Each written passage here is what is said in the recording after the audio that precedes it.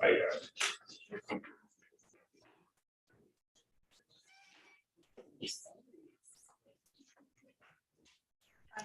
on my calendar.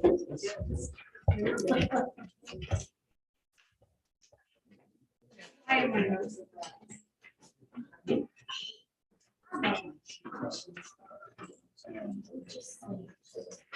I'm gonna wear your tracksuit to the meeting tonight.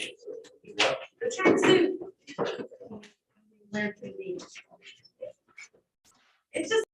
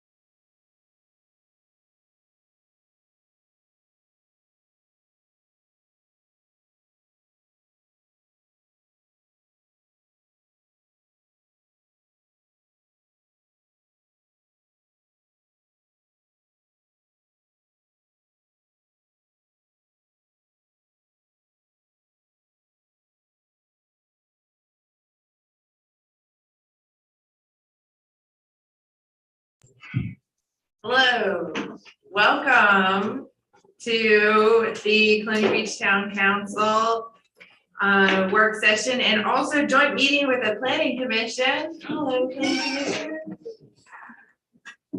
Commission. Thank you, everybody, for attending today. Like I asked before, if you walked in late, just make sure you're silenced or put your cell phones on vibrate. So that we respect everybody who's talking and don't get interrupted. That includes your computer, Heather. No, I'm just kidding. Okay, I will call to order the town council meeting and then I'll ask the planning commission to call theirs to order as well. I just called to order, you called to order, and then I'll do my roll. Call the planning commission to order for Wednesday, May 4th, the joint session. Great. Roll call members, all members are present for council. Roll call for planning commission. We have Mr. Mack, Mr. Knuckles, Ms. Luna, and the chair, Nathan Howell. Thank you.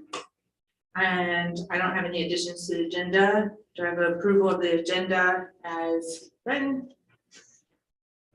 So moved.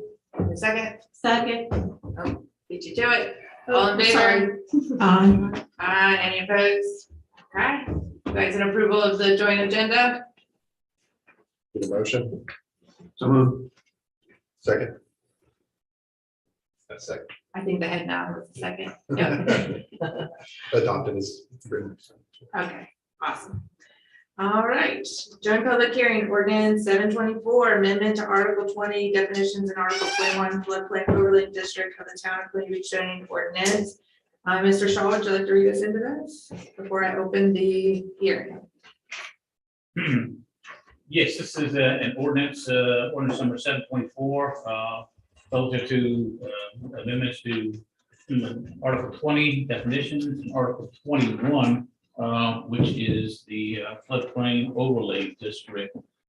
There are various changes to the definitions, amendments to the definitions, and also some amendments to the current floodplain ordinance or the ordinance that was adopted by the town back in 2015, which is currently in effect. This is something that needs to be done in conformance with the FEMA's requirements as it relates to participation in the National Flood Insurance Program.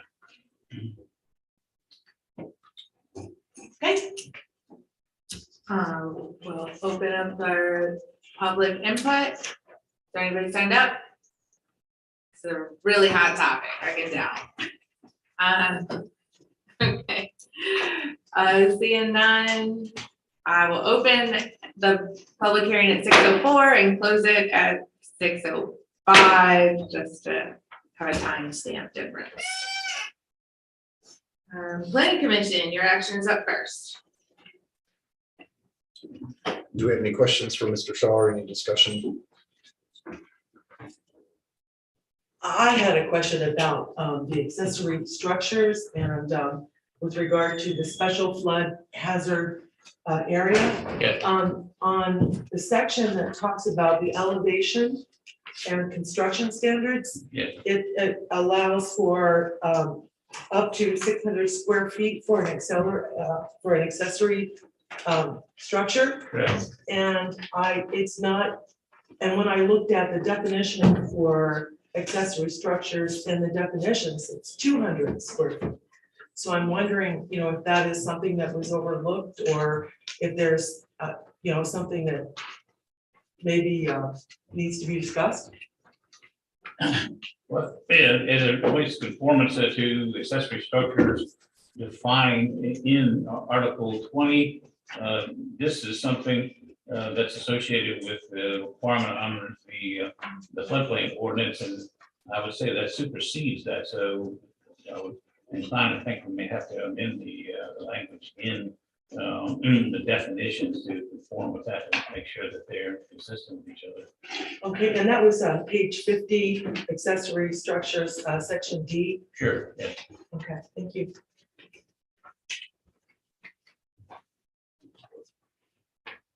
So my only question in reference to that is, which way are we amending it? Are we amending it down to 200 or up? I'd say we would amend it up to 600. Okay. That's what I was thinking.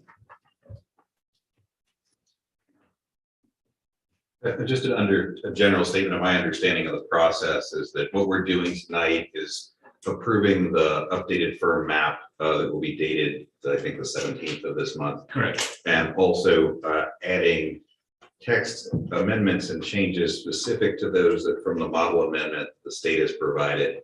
This is not sort of a comprehensive rewrite of our floodplain ordinance. It's more to bring it in line solely with the minimal requirements as identified by the state. Mr. Knuckles, that's absolutely correct. Yes.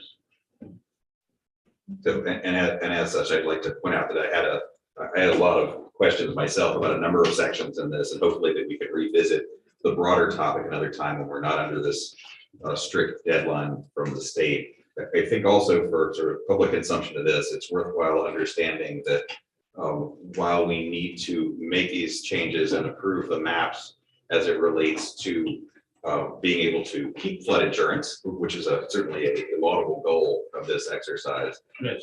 it no longer is a relationship that a direct relationship as we understand it between what we're doing and what you can expect in your flood insurance rate. So sort of like the town can't guarantee that relationship by approving this. We're not sort of standing that we have some relationship between the insurance side of your FEMA relationship, but that we're really just doing the firm map piece because it has a connection to regulatory components and other parts of the code that relate to building standards. So that's really the purpose of this. And although we have to do this so that you can have insurance, it's actually really somewhat disconnected from the flood insurance topic.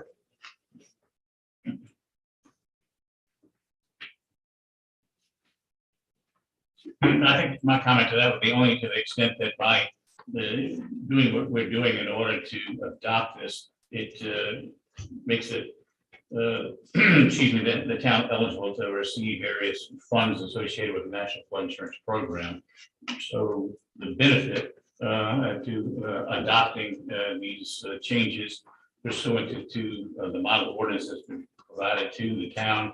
It's been ultimately something that's been passed along to the state agency DCR in conversation with FEMA is that because of this and by adopting these amendments to the text amendments to the ordinance, the public overlay district and the definitions, and adopting the flood insurance rate maps and the FIS, the flood insurance study, we are conforming to the requirements of participation in the National Flood Insurance Program. Having said that, as long as we comply and meet the requirement to have it submitted and approved by FEMA by May 17th, it makes it a continuation of participation in the National Flood Insurance Program, makes the town eligible to do that. And some of the benefits that are accrued to the town because of doing this is that the property owner will be able to purchase the flood insurance policies, and existing policies will be renewed. There are other factors as well for grants that are potentially available, hazard assistance, all of those types of benefits associated with participation in the National Flood Insurance Program. Because of this, will continue on for the town. Absent that, that becomes an issue, and then is a potential for the town to be actually ineligible for those benefits if this is not accomplished. Clarifying question, are we approving the map and the text changes as one unit, or are those two separate things? I think you can just approve it together. Like I said, in essence, we're asking you to do both of those coincident with each other. Thanks. Any other thoughts or questions? So can I get a motion to adopt as amended with accessory dwelling change from 200 square foot to 600 square foot to be consistent? I'll make that motion. Second. We need to do a roll call vote. Okay, Mr. Mack, Aye. Mr. Knuckles, Aye. Ms. Luna, I, chair votes aye. It's unanimous. All right. Thank you. We've been passed a motion to, or the recommendation by the planning commission to adopt the required language and maps as presented with the amendment of accessory structure and definitions to go from 200 to 600. I just would remind that there are still zoning ordinances that restrict certain accessory structures regardless on top of that. So just in the definition part. Is there any further discussion of council? You mentioned maps several times. Yes. I have one in my packet. Has the public been provided this? It's available to the public, and the notice for the public hearing identifies that it has to be available also. So these are paper maps that we have.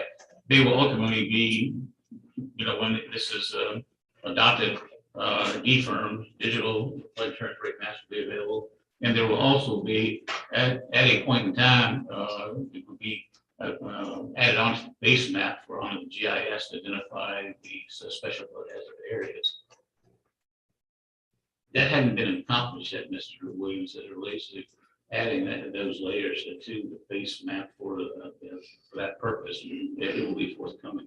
But these flood insurance rate maps and community panels, West Montana for the town of Point Beach have been made available to folks if they chose to come by and take a look. And that's the only way I would be able to respond to, given the fact that. I looked through them at the planning office because I was looking to see what kind of changes have happened, and I actually didn't notice any like linear change significant. So if you've gone to the FEMA website, looked your property up there about where your flood plain lines are, I think that that's still Right. mostly accurate. I mean, if there is any change, it was not dramatic enough that it was. It's not significant, and ultimately, of course, you can get the D for digital flood insurance rate maps and look at them that way online. And then, of course, as I alluded to, ultimately, these will be made available and by adding the layer that makes change, any minor changes, that it should be able to be seen on the GIS that we have for the town. Okay, thank you. Just one more question is, what does this, if anything, really mean to the average citizen out there? Like, for example, I live on the water. But Is it, you said there's not much of a change in the map, so I'm assuming that means probably not a whole lot of people's flood insurance will go up? oh, Oh, no, it Oh, doesn't no. have anything to do with that. Yeah, anything to do with that. Oh, no. I wish I could tell you that's the case, but that's not necessarily true. So there may be impacts upon flood insurance, but that's something that's determination made irrespective of this. What this potentially does is just make it available for continuation or participation in the National Flood Insurance Program as it relates to the possibility to either have your flood insurance renewed or then have availability to flood insurance and some other factors that I don't see previously. I think that was Okay, thank you, appreciate it. Mr. Knuckles' point too, to make that, that the rates of flood insurance doesn't have anything to do with the town ordinance. But yet, if we are not compliant, then you will not have flood insurance if we don't have to do this. So it was state mandate to And ensure that we are still compliant and that your flood insurance can continue. I would say that's a central takeaway from this exercise. With the permission of the chair. All right, quick, So just to let you know, the maps are already published. FEMA's already put them up. They've actually acted as if we've already approved these and they already are online. So they're publicly available. I had seen that it was not due. Right. Yes. Madam Mayor, I move that we approve ordinance number 2724 as amended and presented forward from the Planning Commission. Second, Second. all right, is there any further discussion on that? All right, I'll do a roll call vote. Ms. Lynn? Aye. Mr. Montero? Aye. Ms. Robinson? Aye. Mr. Allison? Aye. Mr. Williams? Aye. Dr. Sutherland? Aye. And Chairman Tsai. Gonna join your time, Commissioner. Thank you so much. Thank you. Before they do that, we've had a seat vacated with the planning commission, so we're looking for candidates and we'd love to have some people come and apply.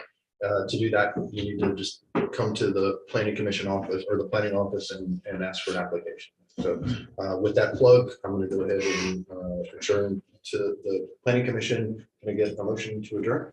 So moved. Second? All right. Motion passed. Stick around if you want, you don't have to leave.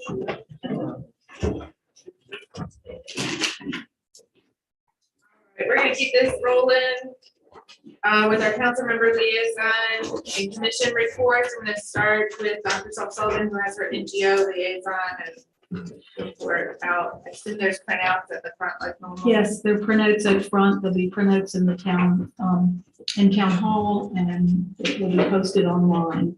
And this report is now actually an NGO and economic development report.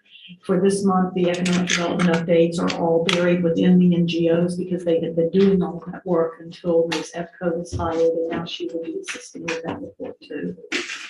The Alliance of Community or the Colonial Beach Community Organizations have agreed to work with Downtown Colonial Beach to demonstrate a coordinated and cooperative effort to support the movement of Colonial Beach from being downtown Colonial Beach to actually becoming a main street, getting Colonial Beach to be a main street designated town. The Keep Colonial Beach Beautiful campaign is underway. The proclamation was read last month, and in May we'll showcase Colonial Beach schools students' art that reflects the theme and encourages us all to be proud of our town and keep our town clean. Coming to the Table is hosting, along with several other organizations, a Juneteenth celebration in Colonial Beach.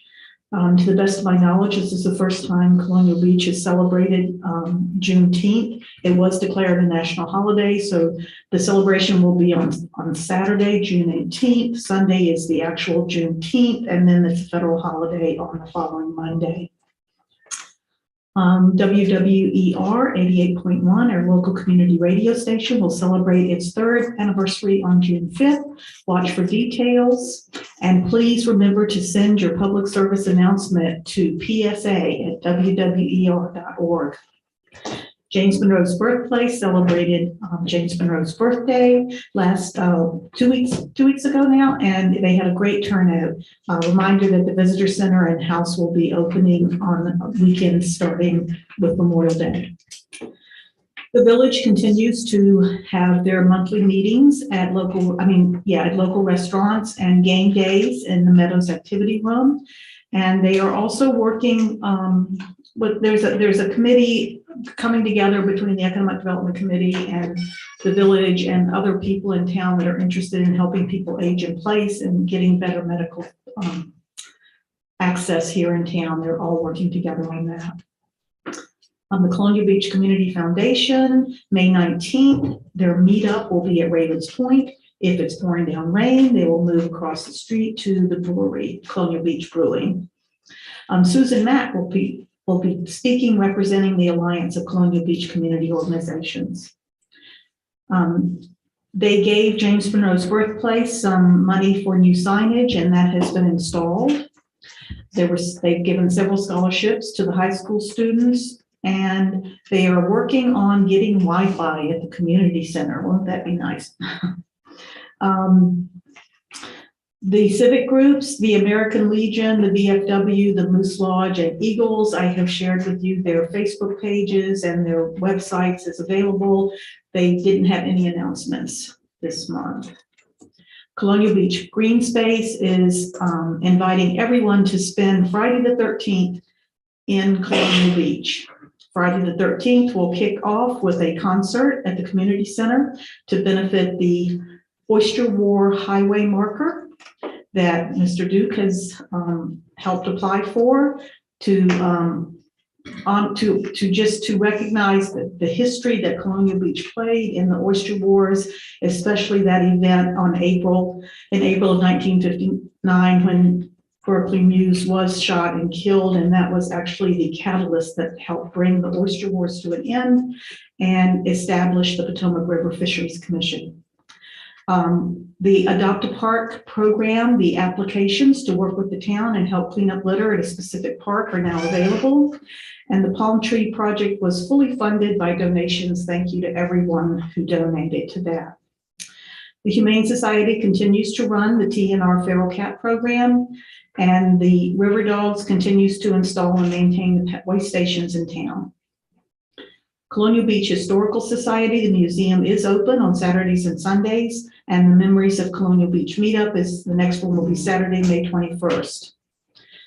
The Artist Guild is having a art walk on May the 13th. So after you go to the concert, you can do the art walk, and then you can end up at the brewery for comedy night.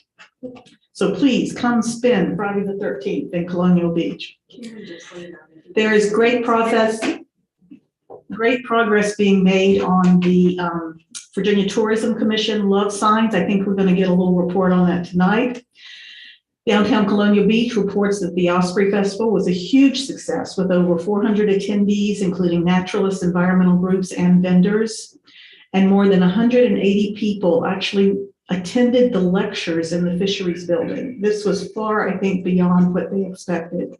They're working with Green Space to co-host next year's festival, which will be rebranded. We want to claim it as Virginia's Osprey Festival in Colonial Beach. And Joni Millward will be the event coordinator. The Department of Historic Resources is undergoing a survey regarding emergency supplemental historic preservation fund disaster assistance. And the vulnerability of Colonial Beach was featured in DCB's grant proposal that led to the historic commercial district and set the town up for this follow-on survey. DCB has also accepted the challenge of being the lead organizer for DORA. The DORA events will happen under the ABC license that enables attendees within a designated area on a designated date to sip and stroll, purchasing a beverage from a ABC licensed venue And then they can walk around the streets in this area and visit shops and spend money, I hope.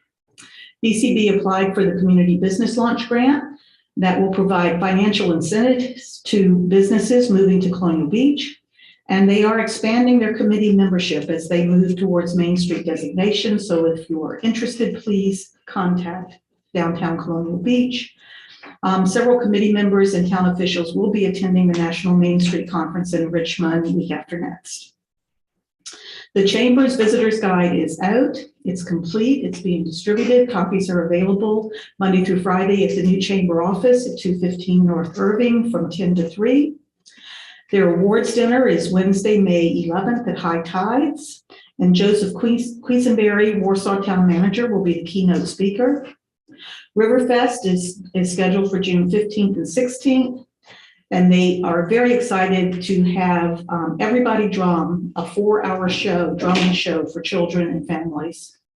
And the Chamber's Economic Development Committee, in conjunction with the town, have received 2 grants totaling $30,000 from the Virginia Tourism Council that will be used to promote both the Potomac River Festival and White Fest. Thank you very much. All right. Mr. Ryan. Rob Murphy's on the agenda tonight to discuss the public works update, so I'm gonna let him have that. Okay. Mr. Allison. Yes, ma'am. So for the planning commission, brief update from the planning commission we had, the Berkeley group presented a draft planned unit development residential ordinance, which for most of us is Wilkerson's Farm or Potomac Crossing. They hope to have a final draft of that sometime at the end of May. At least that's what the young lady said. There also was a discussion of short-term rentals. The continued discussion will be at the next planning commission for that. Also, potential text amendment for section 7-1 to include a theater as a by right in the RC district. As planning commission said, there is an open vacancy. So if you want to apply to be on the planning commission, please get an application to them as quickly as possible. We also have an update from the Parks and Rec. There was no meeting yesterday, and the soccer event was canceled for the night due to pending weather. Parks and Rec had another successful adult tennis pop-up event, and they also had a 6th and 7th graders which were introduced to basics of tennis in collaboration with band. One other thing to mention is to save the date. There will be movies in the park. Those dates will be June 14th, July 12th, and August 9th. More information will be coming forth for that. That's all I have. Going on there. Yes, Ms. Smith. Good night, everyone. We have a new Executive Director of Accountability and Operations of the Colonial Beach Schools. His name is Dr. Felix Addo. Dr. Addo started his tenure at the CB schools on May 2nd. Dr. Addo is the current principal of Eastern View High School in Culpeper, and he comes to us with a wealth of knowledge in the areas of instruction, assessment, MTSS, strategic planning, school improvement best practices, fiscal management, and community relations. We also have graduation ceremonies coming up in May, the elementary and 7th grade on May 19th, and high school on May 21st. And our varsity softball and baseball teams have home games tomorrow, Thursday, May 5th, starting at 5 p.m. against Lancaster. So please come out and support the Drifters. Yes, Ms. Rankin. One of the most rewarding aspects of living in our town is a sense of community. Nowhere was this more obvious than the way we rallied behind our rescue squad. Many of us came to the support of keeping the rescue squad both local and functioning. This was a collaborative effort. It would be impossible to mention all, but there are 3 who merit particular recognition. President Nick, Mayor Robin, and Supervisor Tim, who has just slipped into the back. So.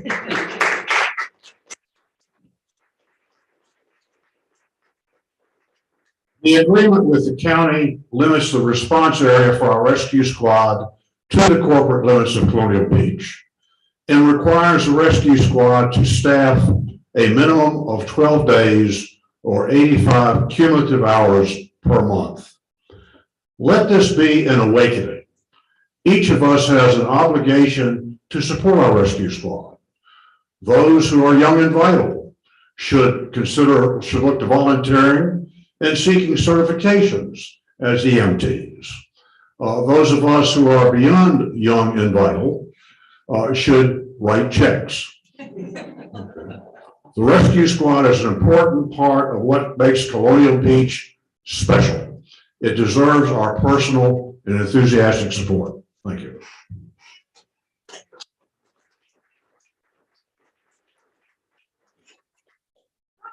I have no report. I was going to speak like Mr. Moncure did, but he did such a great job. Yes, we did.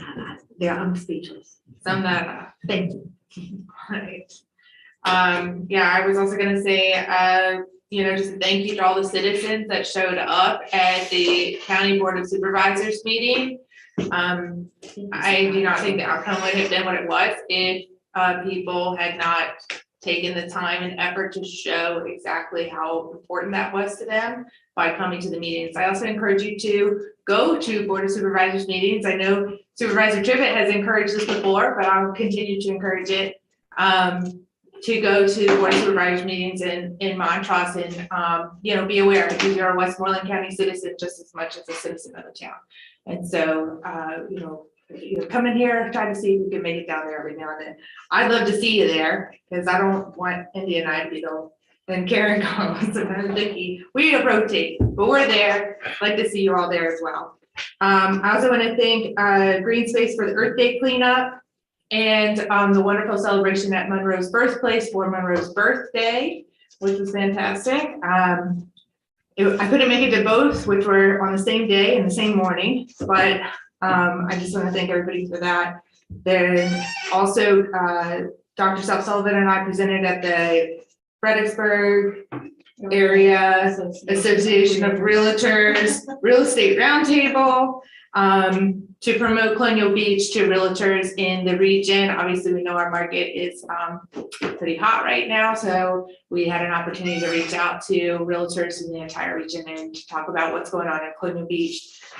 Also, my family attended the soccer event, the soccer practice the other day, and they had a wonderful time.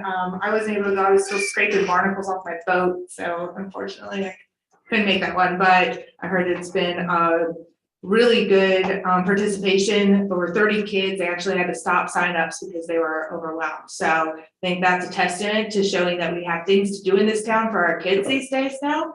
And I think that's part of public safety just as much as it is a part of our community growth and development. And then also we are hosting COMREL in May, which is a community relations board with the military. So if you happen to see us at high tides, in a couple of weeks, that will be the COMREL meeting where we get to present what's going on in the town annually to our military neighbors and work with our partnerships there. All right, that is all the updates I have. Move forward to presentations. And first up is e-scooters with Mr. Lynch. Mr. Lynch, are you on Zoom with us? I am. Hello, nice to see you again. Good to see you. So if I may, I'll share my screen and run through some slides if that's okay. I'll try to be as brief as possible. That would be wonderful. Thank you. Excellent.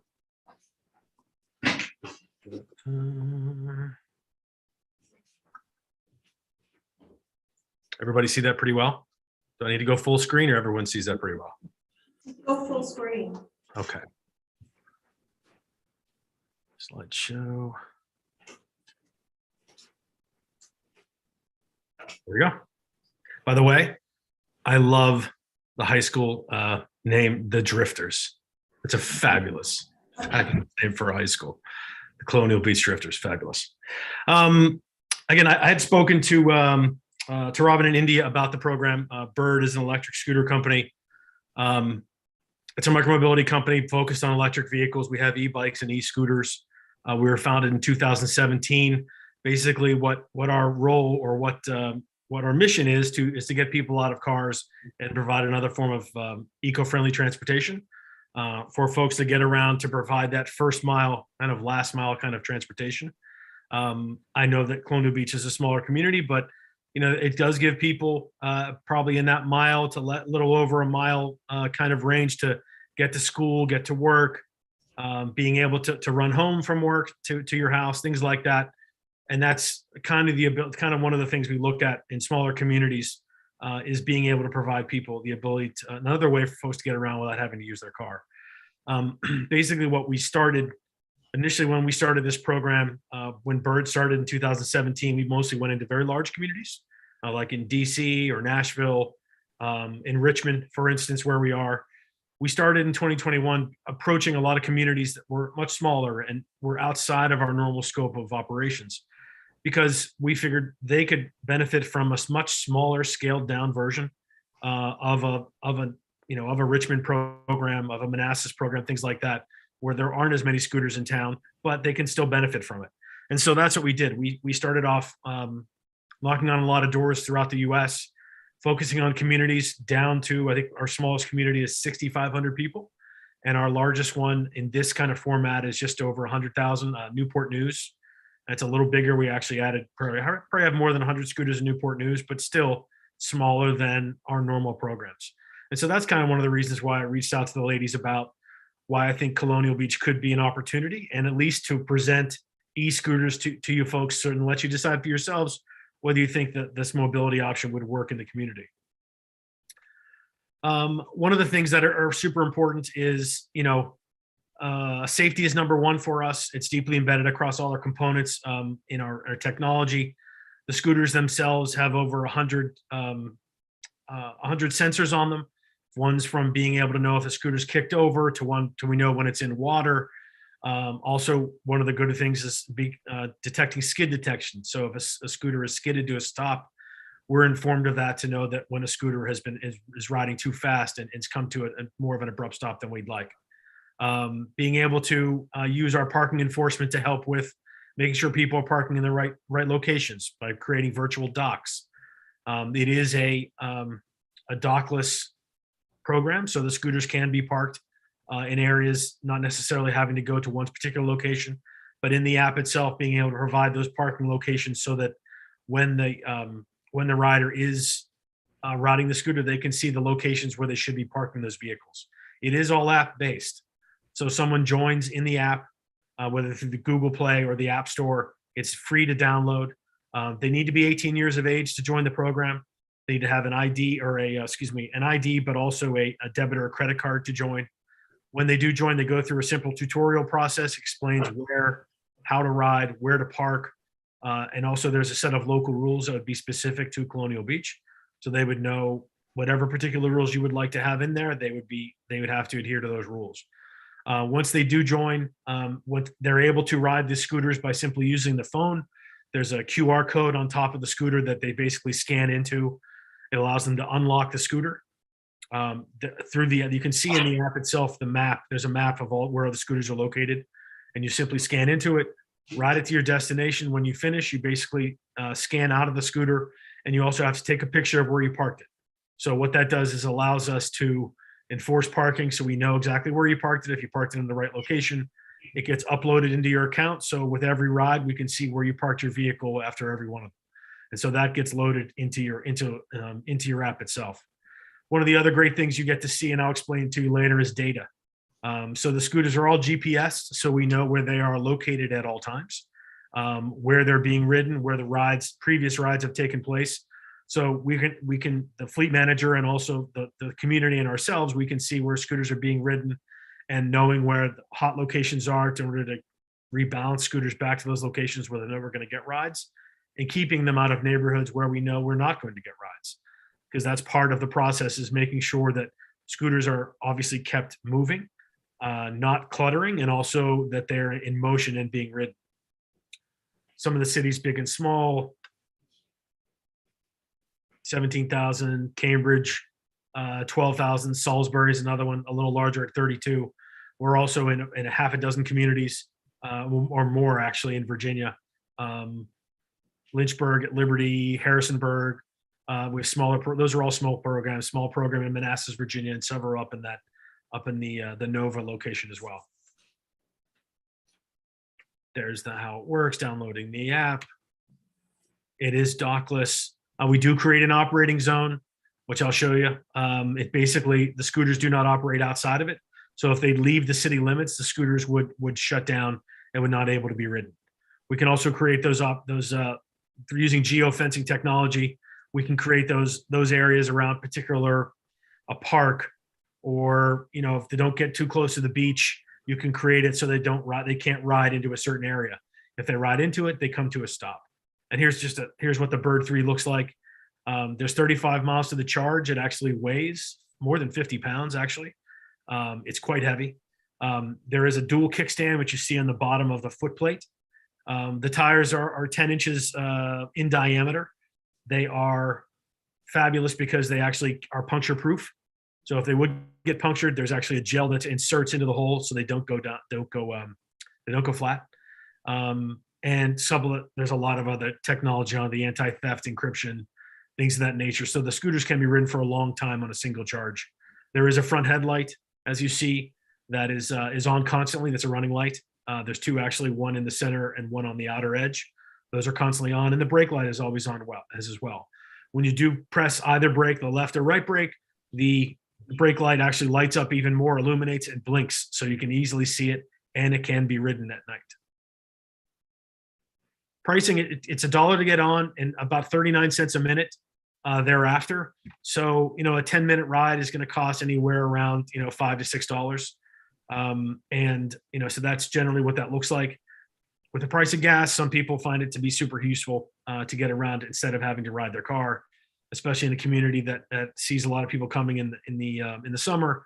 To cut down on vehicle traffic, it could be a big benefit.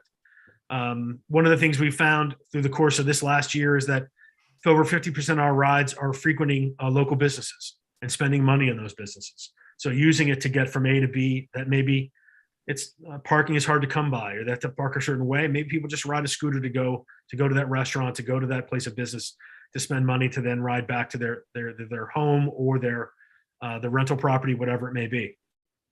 Job creation. So that's something we'll talk about. So we actually hire someone from Colonial Beach to be our fleet manager.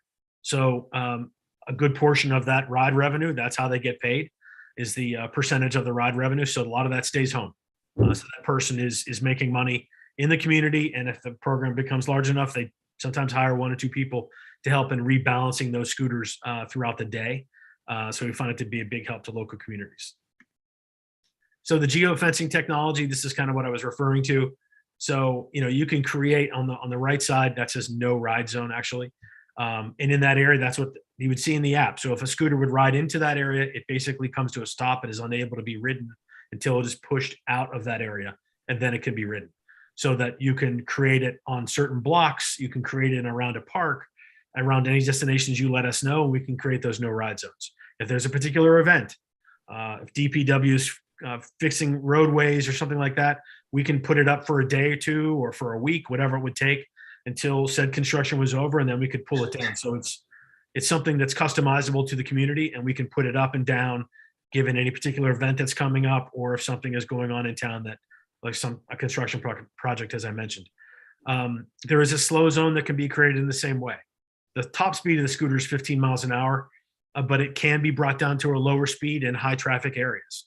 So it can be brought down to 10 miles an hour on a particular stretch of road that is busier than others, so that we found that it really creates more of a, people become more aware when they slow down. They react quicker to things that would occur. So those slow down areas are very popular and can be utilized in areas of high traffic. So the operating zone, again, this is what someone would see in the app. This is in Avon Park, Florida. But their town is delineated by that kind of light blue area. And if you would ride out of that zone, then again, the scooter comes to a stop, and we can create that customizable to each community. And this is kind of what you would see in the app. You see the location of the scooters through the icons, and you simply press on it. It gives you walking directions, the amount of charge left on the scooter, and the amount of time that it would take for you to walk to that scooter, actually. The bottom left-hand corner there, you see that little triangle, that's called community mode. What that does is it allows members and non-members alike to report a scooter that is parked in a bad location, parked on private property. If it's damaged, it allows a non-member, you basically scan the QR code on the computer, on the scooter itself. We know what scooter it is, which exactly where it's parked. And if it's parked in the wrong location, the fleet manager gets an instant notification that that scooter needs to be moved or it's damaged, and they're notified they have to go out and pick that up. And that's the fleet managers have to live up to a set of metrics or KPIs. So they're judged on how fast they go take care of those problems. And if the program's doing well and they're making money, they are very quick to take care of these problems, because if the community is using the scooters and they're doing well, then it only behooves them to go out and take care of those problems very quickly. Again, this can be adjusted on the fly as well if it need be. So again, focusing on clutter, again, we find that if with a community your size, you'd be looking at a starting presence of probably 50 scooters, which on a given day, you may see 30 to 35 out on a given day.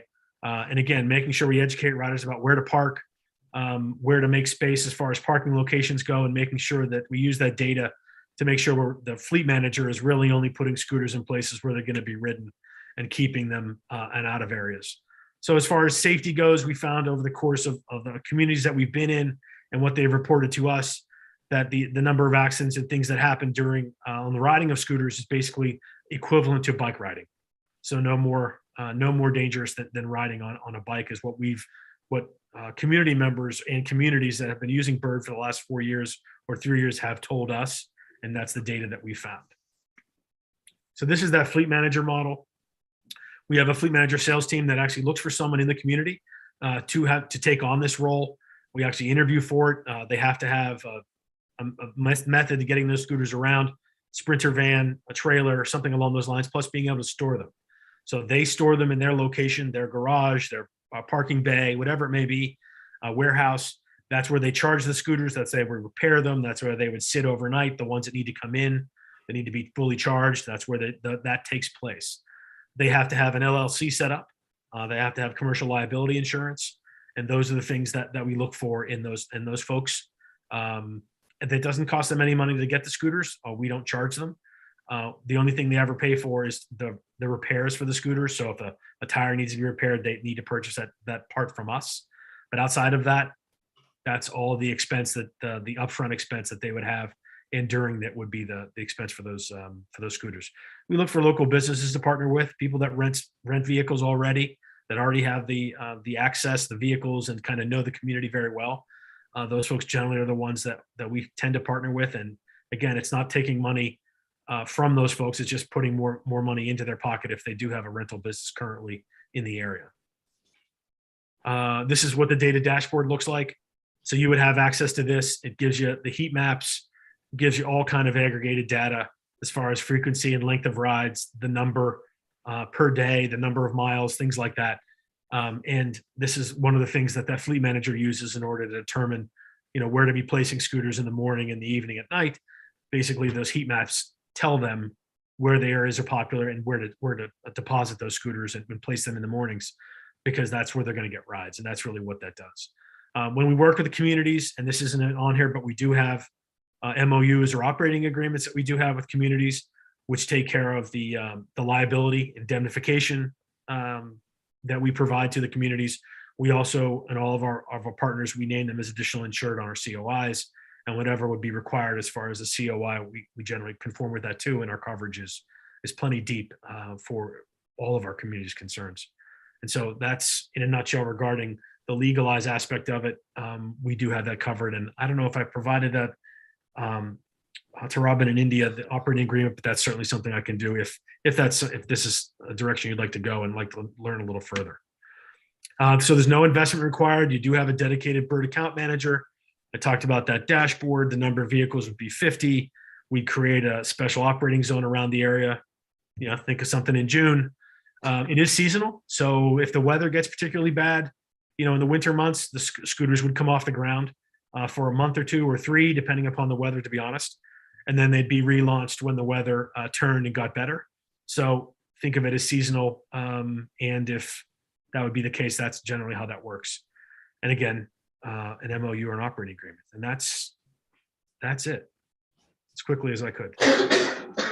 Thank you, Mr. Lynch. I'm gonna see if any council members have any questions. We're not asking for a decision on this, we're just introducing it. He reached out to us. Tom's been talking about segways and how disappointed he was that the Segway went out of business. So I thought it was probably worthy of talking to everybody and not just one person. Yeah, sure, Mr. Allison. I don't really have a question for him per se, but I would like to ask the chief, knowing that he's from previously ODU, his thoughts on having these type of scooters in our area and whatever you want to say, sir.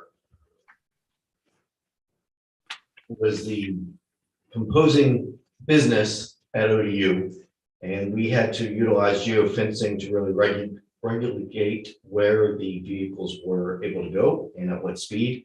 Even with those implementations to try and make it as safe as possible, we still had them ending up in waterways. We still had lots of accidents with vehicles causing damage to the scooters and or significant injuries to individuals, as well as the scooters not obeying traffic laws. So they would not stop at stop signs, move through intersections without looking in any direction.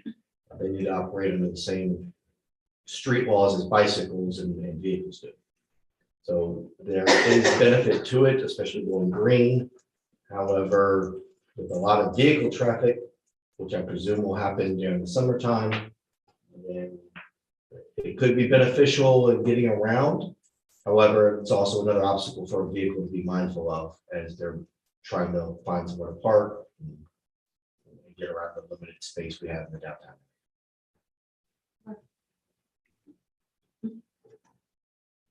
Is there any other questions? I just wanted to also add that Councilmember Allison had also brought up this idea a couple months back as the liaison of Parks and Rec. So overall, to chime in on what the chief said, there are some pros and cons from the safety perspective. But if this is something council would like to bring back and to see us either vet more or proceed with the MOU, it would be great to have some insight on that in the coming weeks. As he mentioned, it is seasonal and they would be looking to start this in June if the majority of council was interested.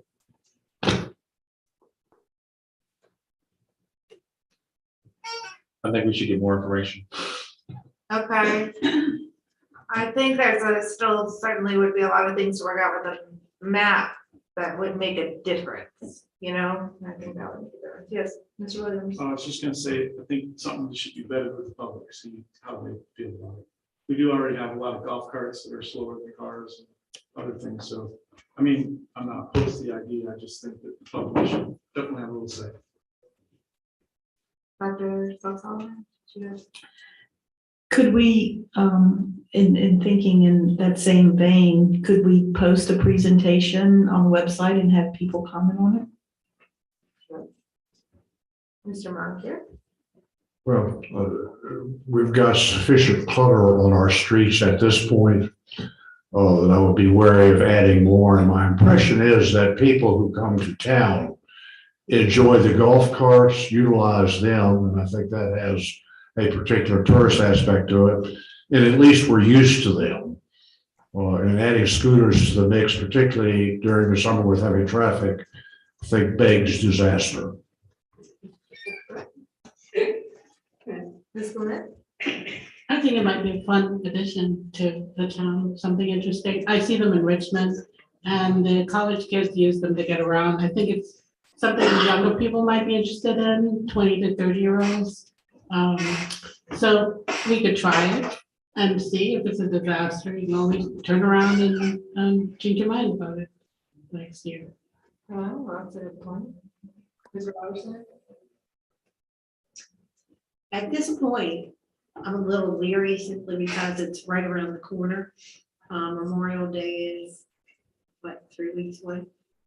So, and I'd like to see what our population gets to this year too. So maybe we can do more of a study on it and think about it for the next year. Maybe another thing to consider is, you know, are any of our businesses, like he had suggested, a business that already does rentals, are checking to see if any of our golf cart rental places would be interested in adding this as part of their business offering. Yeah, I definitely thought that when he presented it originally, that it would likely couple best with a golf cart rental location already. I don't have anybody in mind or anything like that. It seems like it would already go very well together if it, was to catch on. Yes, Ms. Williams. I was just gonna ask, is there a pilot? Do you guys ever do pilot programs like where you do like, say, 20 or something, just to see how they work out?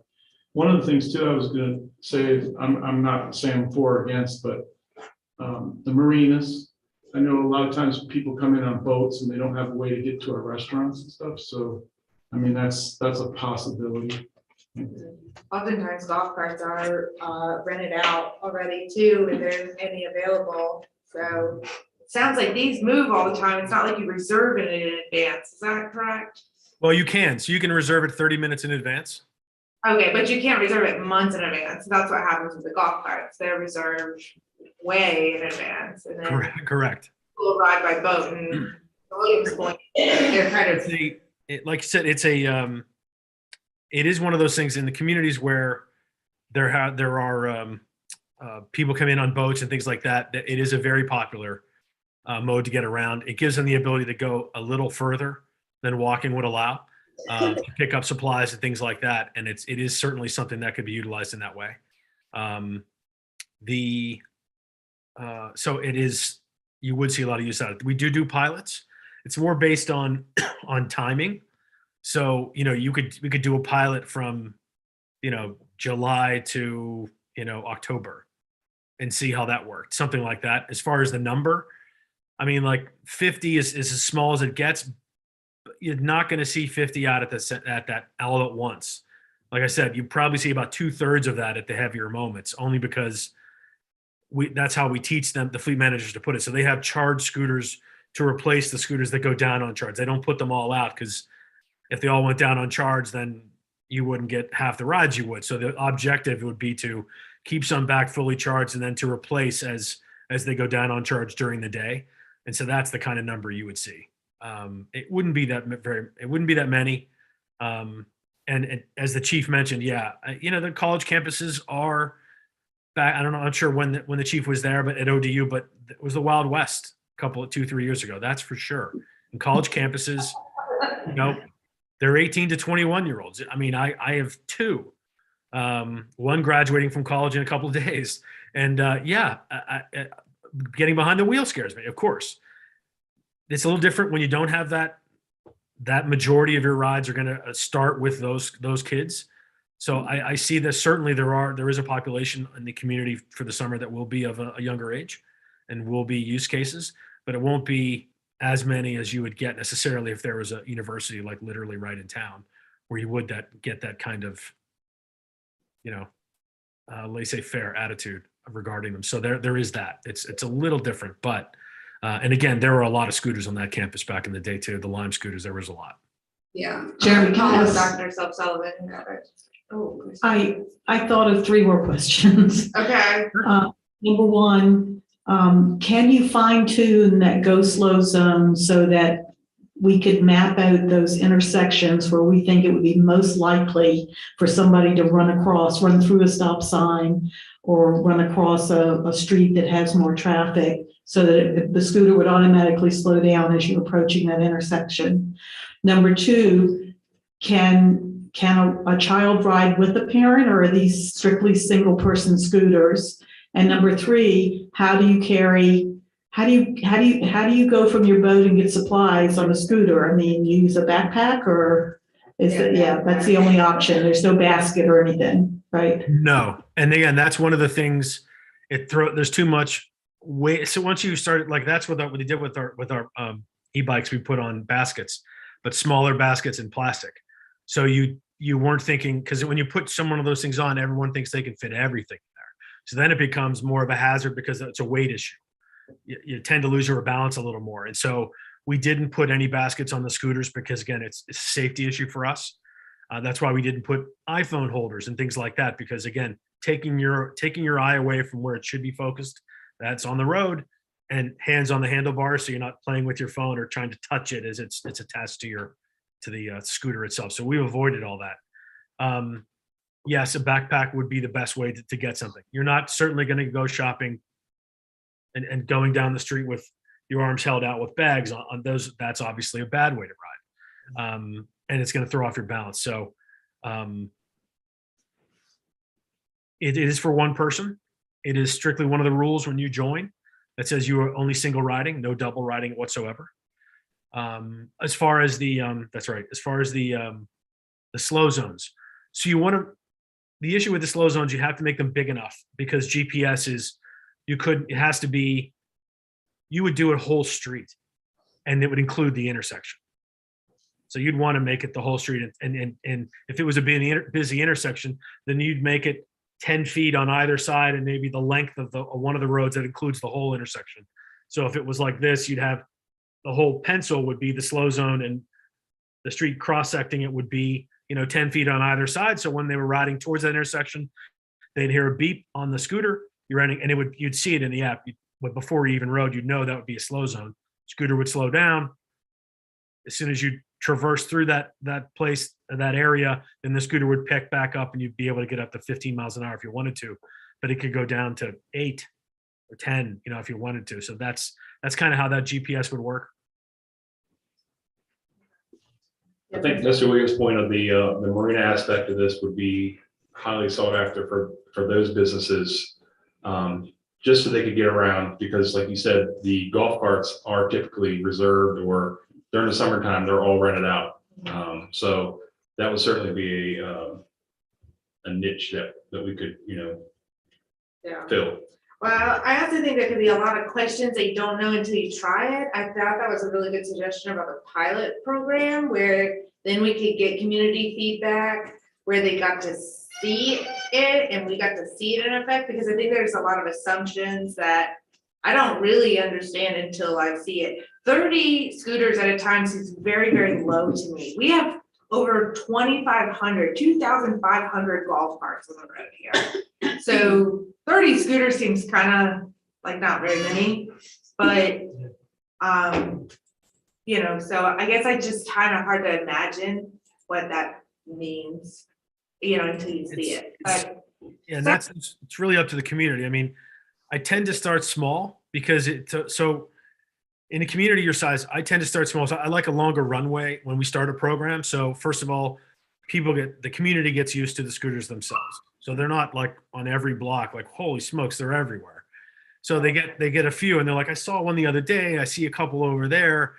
And then that also gives the fleet manager time to get their legs under them as well, how they rebalance them. So they move them during the day. So where they're popular in the morning, maybe put down more at the beach between noon and 6, or at the marina between these hours. So they have to move them around and get used to their day to day. And then the next week, open up a few more and allow the program to get a little bigger, maybe 5 more, 10 more. And then next week, a few more. And then the fleet manager gets used to it. The community gets used to it. And then again, this is part of that operating agreement, the pilot operating agreement. We would have to come back to you to say the numbers, the data, we would obviously be talking turkey because you'd see it too. The data showing that we probably should add some more scooters to meet and peak up with demand. If you want to, then you say yes. If you say no, we're satisfied with the number we have out. And that's the way that goes. So it's, we don't increase on our say. We go back to the community, which is helpful. So I don't have too many questions about the the business operation part of it, but I think staff just wants direction on whether or not we are still investigating this further. I did have one question, Jeremy. Would you be looking at bikes in a pilot program if we were to move forward with this as well, or just exclusively scooters? Scooters to start, only because it would kind of get the FM, the fleet manager, used to bikes as well would be a little different, and the bikes would stay out on the street 24/7. They wouldn't be able to be ridden 24/7, but they would stay out because the bikes are tanks. They weigh like 70 pounds. So the battery would be the replaceable part.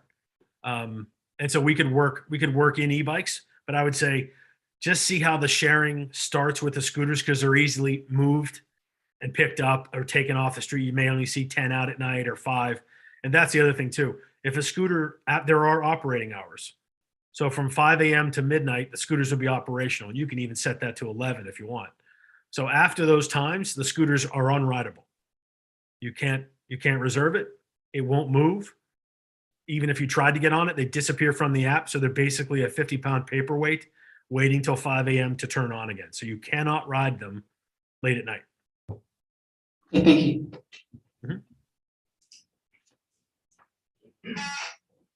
Yeah. He's good. Any questions over here? It sounded like there was enough interest to get more information. I mean, that's kind of, we're just gauging. Yes, yes. As long as we talk to other locations that have them, I'm getting messages from residents right now that have lived in other locations that Have them and are So- concerned. are concerned. Okay. And that's a great point. I can provide you some references on smaller programs in smaller communities, just like yourself, that would be, you'd be able to maybe match up well. So I can certainly provide some references too. You can talk to other folks. Yep. Okay, I think this is the start to some more discussion and not the finale decision to anything. And then also we can be asking residents about some of their concerns and see if we can address those. Yeah, I'd rather have it be prudent and thought through as opposed to rushing into it. Make sure that the community's aware, and that, I think that's the best way forward. Okay. All right, we have another presentation. Thank you so much for your time, Mr. Lynch. Thanks, Appreciate it. everybody. Take care. Thank you very much again. Blake? Mr. McDonald. Good evening, everyone. Thank you very much for your time today. I'll keep this quick as well. We have other matters to get to. I'm here this evening to provide an update on the Department of Historic Resources grant program for selective historic resource survey here in the town of Colonial Beach. So if you'll go forward, Will please. you move the mic just a little bit closer to you? Thank you. Can you hear me better? Yes. Great. Just let me know if you can at any point. Over the next few minutes, I'm going to provide you a little bit of background on how this grant came to be. Then I'm going to talk to you about the project that we're going to be doing, how that project will take place. I'll also explain to you what I mean when I talk about an architecture survey or a historic resource survey.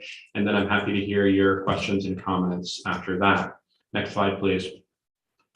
I know many of you from the work that we've done in Colonial Beach over the past couple of years may be familiar with the Department of Historic Resources, but we are the State Historic Preservation Office. You can see our mission statement right up here, which is to preserve, protect, all that good stuff, architecture, archaeology, and cultural resources across the state. So some of our programs that you might be more familiar with include the National Register of Historic Places and the Coordinate Virginia Landmarks Register.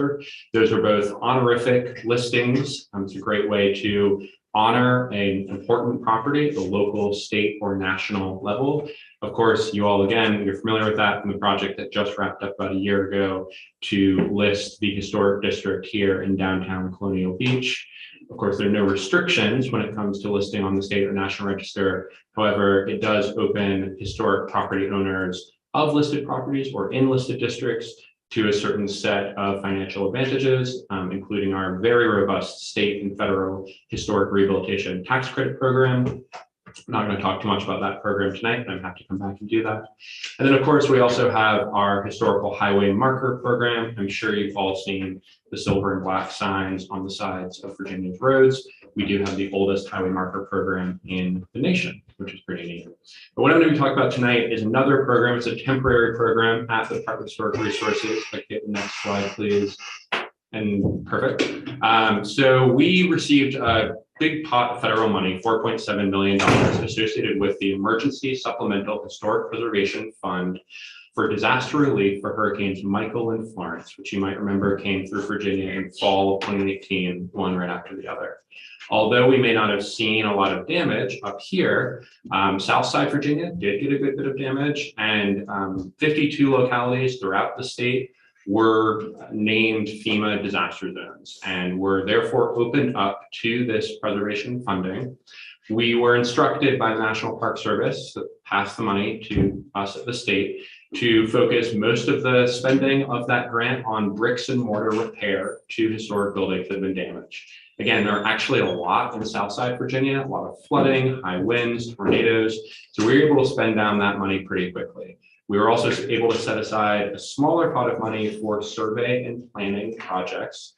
The point of those projects is to identify historic resources that may have been impacted by the storms that we don't know about, and also to get baseline documentation to prepare for future inclement weather and disasters. And that's exactly what we'll be doing here in Colonial Beach, a selective architectural survey of historic resources to prepare for coming storms. Next slide, please. So I've talked through some of this already, but it is federal money that came through the state, and we're now passing it out to localities, nonprofits, and private property owners. We ran 2 different applications. The larger of the 2 were the bricks and mortar projects. The smaller of the 2 application rounds was for survey and planning projects. Colonial Beach put in an application back in summer of 2020. And again, because we had to focus first on the buildings that had their roofs torn off, or the chimneys fallen away, that's why it's taken us about 2 years to get to the point that we're ready to kick off this project. We will be hiring a consultant to do this work, just like we have with past preservation grant work in Colonial Beach. And we are the project administrators, which means we hire the consultant, we make sure they're doing their job, meeting their benchmarks. Of course, we involve the locality in the review process, of course, answering any questions that you all have, making sure you're happy with drafts and the final work product. But we want to take as much of the administrative burden off you all as possible with these grants. We've hired on new staff at the department to do this work exactly. And the cost of the project, $35,000, comes entirely from that federal pass-through grant. There is no cost to the town itself, unlike some of the past grants you've done with us. Next slide, please. The purpose of this project, of this selective survey of historic resources here, is to bolster our inventory of historic sites, districts, objects, buildings, structures across all of Colonial Beach, to help us understand how the history of this community is reflected in the built environment. There'll be 3 portions of this project. The first will be that survey.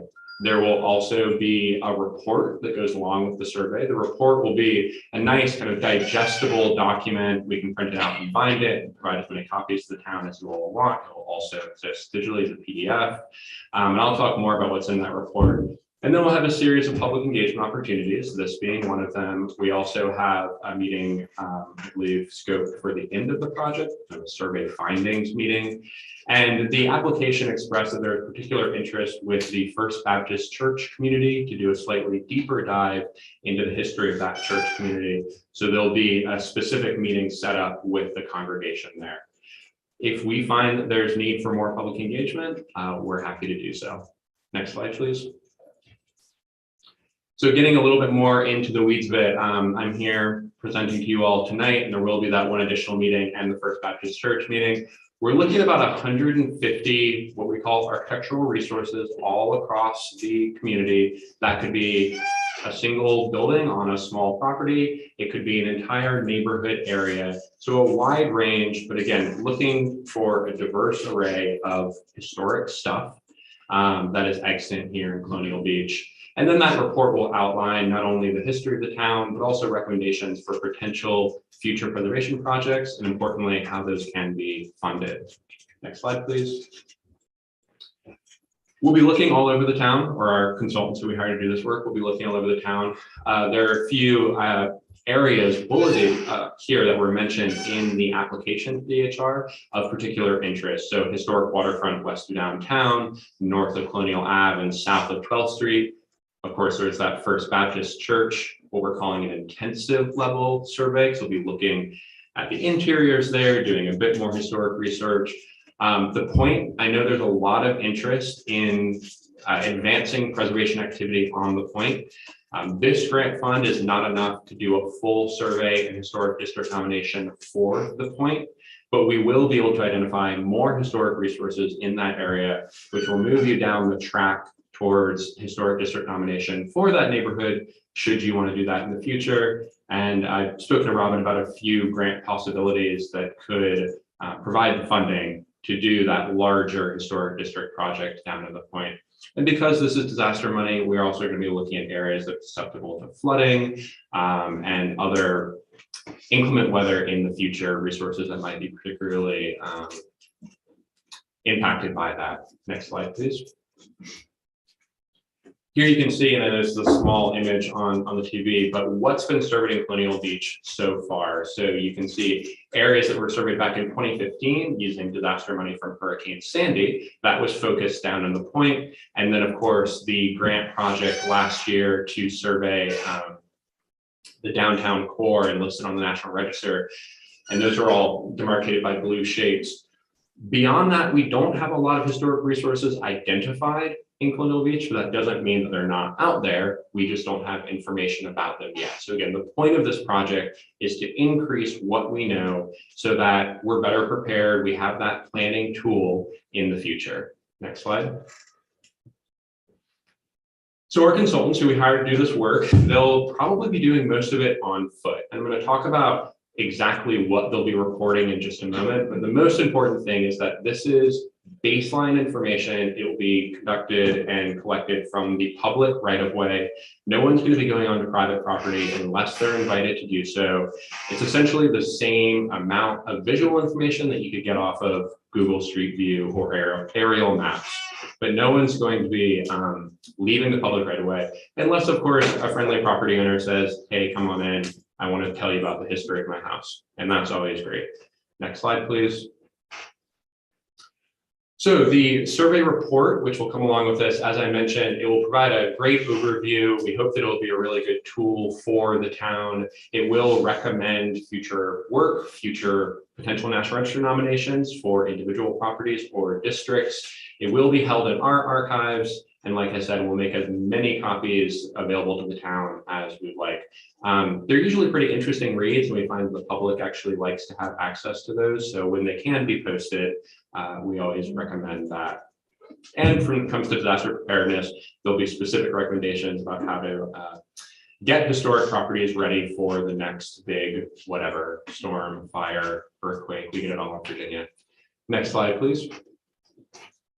So the last thing I want to do is just give you a bit more information about the historic resource survey process, what that means, and what you might see our consultants out on the streets doing. Historic resource survey is it's a process where you're gathering data, both background research in archives, libraries, historical societies, as well as visual data on foot in the field. You collect that into survey forms, which are housed at our Richmond office and in our statewide database, and then that information informs the survey report. Next slide, please. For properties or areas that are included in the historic resource survey, our consultants are going to be trying to answer these questions. How many buildings are on the property? How large approximately is the property? What are some of the site features? Are there old trees? Is there a stone wall? Is there a picket fence that looks like it may have been there for several generations? Any publicly available historical information or information shared with us by property owners? And then each resource or building on the property, what is it? About when was it built? Does it have any unique features or a distinct architectural style? So again, that's the breadth of the information we're looking at. We don't really care about property assessment. We're not assessors. We're not looking at monetary value. We're looking at historical value. Next slide, please. Inclusion in a historic resource survey, it does not levy any restrictions or requirements on property owners or the locality. You're not going to have to seek any type of permission from DHR to do anything. You don't have to open your property to the public. And again, your assessment will not change because we're not looking at monetary value. We're looking at baseline historic value and architectural style. So just like the survey that's already happened here in Colonial Beach, even in the National Register Historic District, there are no restrictions or requirements associated with that. When you hear about historic preservation linked to restrictive covenants or things like that, those are locally designated historic districts in places like Richmond and Alexandria. At the Department of Historic Resources, we do not do that. We only look at things outside of any types of restrictions or requirements or regulations. Next slide. In terms of the schedule for the project, we are in the process of obtaining quotes from our qualified historic preservation consultants right now. Once we have them on board, we'll need to give them some background information, potentially introduce them to folks in the town who can help them find historical information that will be helpful to them. They'll likely do their field work, that process of actually walking around, taking some photos, making some notes, talking to people who want to talk to them this summer into the early fall, and then they'll begin compiling all that data into survey forms and the report. We anticipate the report will be done probably in about a year, maybe a bit more. We have some flexibility with this grant. We've got this money for a few years. So we want to make sure that they do the best job without being confined to a really tight schedule. But of course, we'll keep the town up to date as the project moves forward at each stage. Next slide, please. So really the most valuable thing here is to share our contact information. I'm again, Blake McDonald. I'm the last one listed there with my phone number. I've also got my cards right here and extra copies of the presentation. If anyone has questions, I'm happy to answer them now. If you have questions later, please get in touch with me. If there are places that you think should be included in the survey, we are more than happy to take suggestions. And once we have a consultant under contract, we can put you directly in touch with them as well to share any information that you may have. But that's that. I really thank you again, and let me know if you have any questions. I'm gonna go to this side first here. Anybody right here? Andrea? This is just within the Colonial Beach town limits? Exactly. Okay, so there are other historical, like the black, there are other black houses that are further out of town that they were part of Colonial Beach, but they're not part of the town limits, a lot of historic. So if you're willing to share location and any information you have on the history of those, we can pursue documentation of those outside of this grant. You know, that's something I do as part of my job anyway. And we always want to know more about all communities. And so we'd be happy to pursue that. I will say there's another hurricane grant project going right now in the county associated with the Stewart and Watts family cemeteries over near the Monroe or on the Monroe property. That's one of the things I was thinking of. Yeah. So, and I'm happy to connect you with the consultant who's working on that project if you're Okay. not already speaking with them. But that was another little bit of money that we were able to funnel towards that very worthwhile project. But Great. any more that we can learn, we're happy to. So Thank please you. take a card and or grab my information and get in touch. Dr. Santana? We have a very historical pier in town.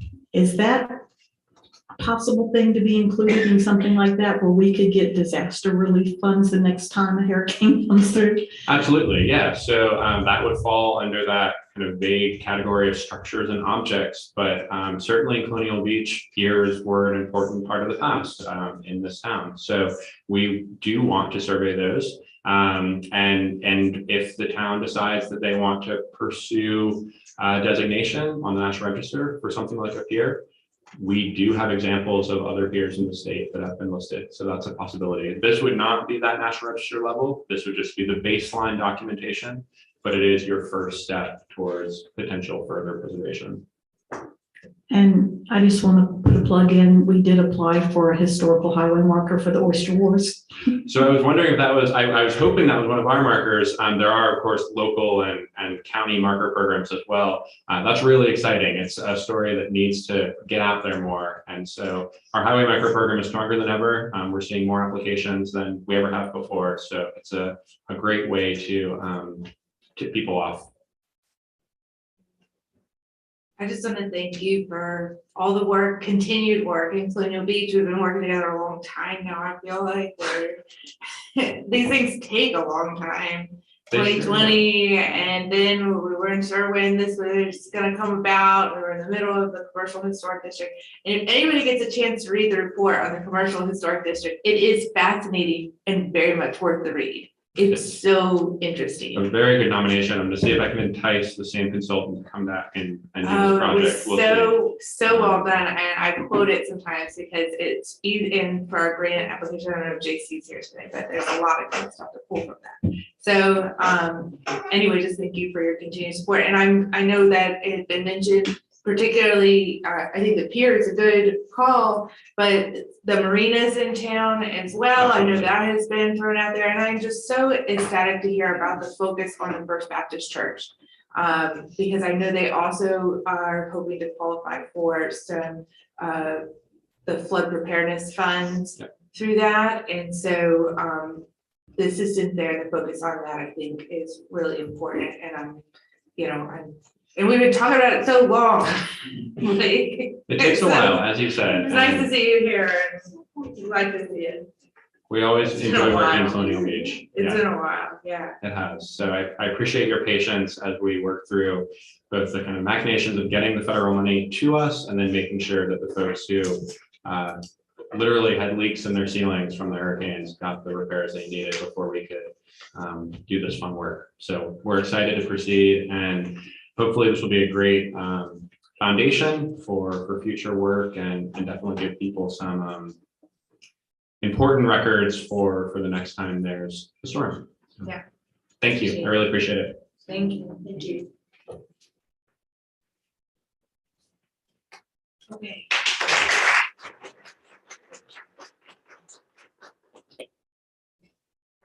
All right, next up is citizen input. I know we have several public hearings. I don't know if anybody signed up for just the general citizen input. Heather, you didn't give me a paper for that. Nobody signed up. Nobody sorry. signed up. No. Okay, if nobody signed up, I'm gonna keep moving along because we still have several things on the agenda to get to. Okay? Next up is our food truck update.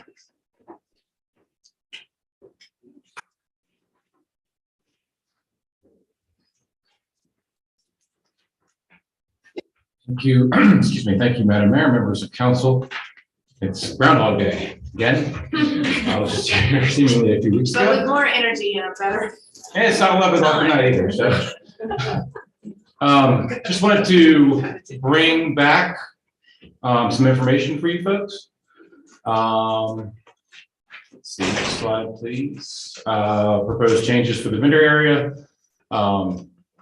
Obviously, you've heard me say this before, the relocation of our current vendor areas, which are two, located on the boardwalk. And once again, staff is asking for direction in the following options for our vendor area. Next slide, please. Option 5, which we've chatted about before, and you'll see in the next slide what that looks like. And before I go any further, Mr. Knapp is here to assist on answering questions that I certainly can't fathom answering about the construction and what that might look like once we get to that point, if we do. So again, option A, 5 spaces, timeline 3 to 4 months. Hard costs there are listed as $35,000 with electrical supplies and 200 amp service drop. Soft costs would be new picnic tables and things of that nature, but we just plan on using the current 7 picnic tables on the boardwalk vendor area that we have now. And then obviously without, you can see the staff time and the total cost there of between $46,000 and $57,000. Pros provides the vendor space directly on the boardwalk.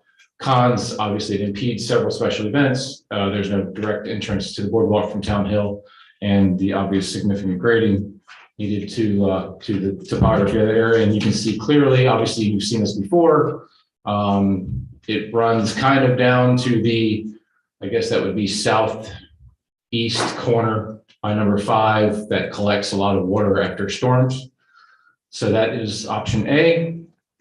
Moving along to option B, which we discussed a little bit last time as well. So a timeline of 2 weeks, 8 spots, which would support the current vendor program that we have. Hard costs of $14,000.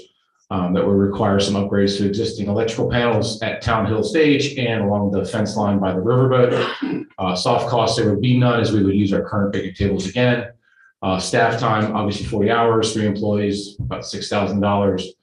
The cons obviously are the sloping hill, and the pros is it would provide more spaces. There's currently infrastructure in place, minus the stage electric upgrade, and then it does not impede any of our larger special events that are being held or already scheduled. You can see that again. You've seen it before in the next slide. So that's the 8 spots on option B. And let's see, option C is 6 spaces. This is a newer option for you folks. Again, the timeline is about 3 to 4 months, depending on Dominion scheduling. Hard costs would be between $49,100 and $67,400. Concrete and electrical work would be required. No soft costs, because again, we would use the current picnic tables on the boardwalk vendor area. The pros provides vendors space directly on the boardwalk. It's a permanent fixture, as some conversations have taken place about that, and it promotes placemaking. And obviously, the biggest con would be the cost. And there is the design. And that is, let's see, that's it for that one. If you folks want to take a look at that for a moment, I will certainly try and answer as many questions as I can. Again, Mr. Knapp is here to answer those that I certainly can't when it comes to construction costs and things of that nature. Can you orient us? Where is the boardwalk in this picture? It's right there. It's right there where the cursor is going back and forth in a distracting manner. So this is developing the whole bottom of Town Hill? It would be half. Half. Yes. Okay. There's 100 feet of public open space. Correct. Only the left side is used.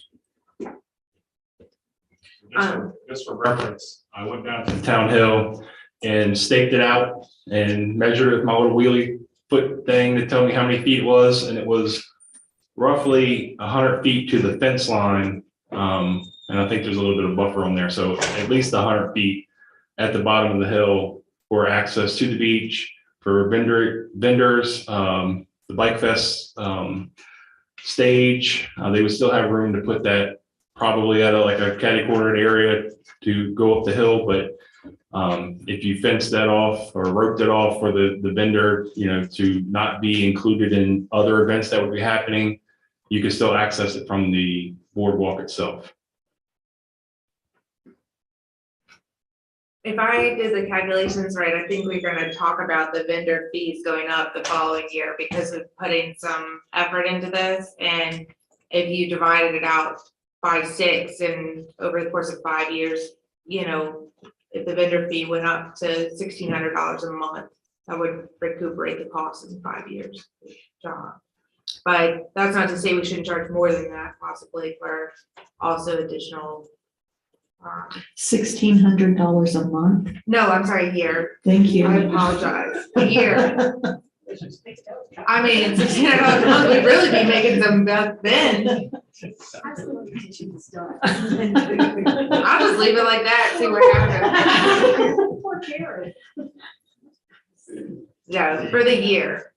And we know 750 has been cheap, and they know that too. And I think if we're investing in that, there's the time to really be a little more realistic about this. Yeah.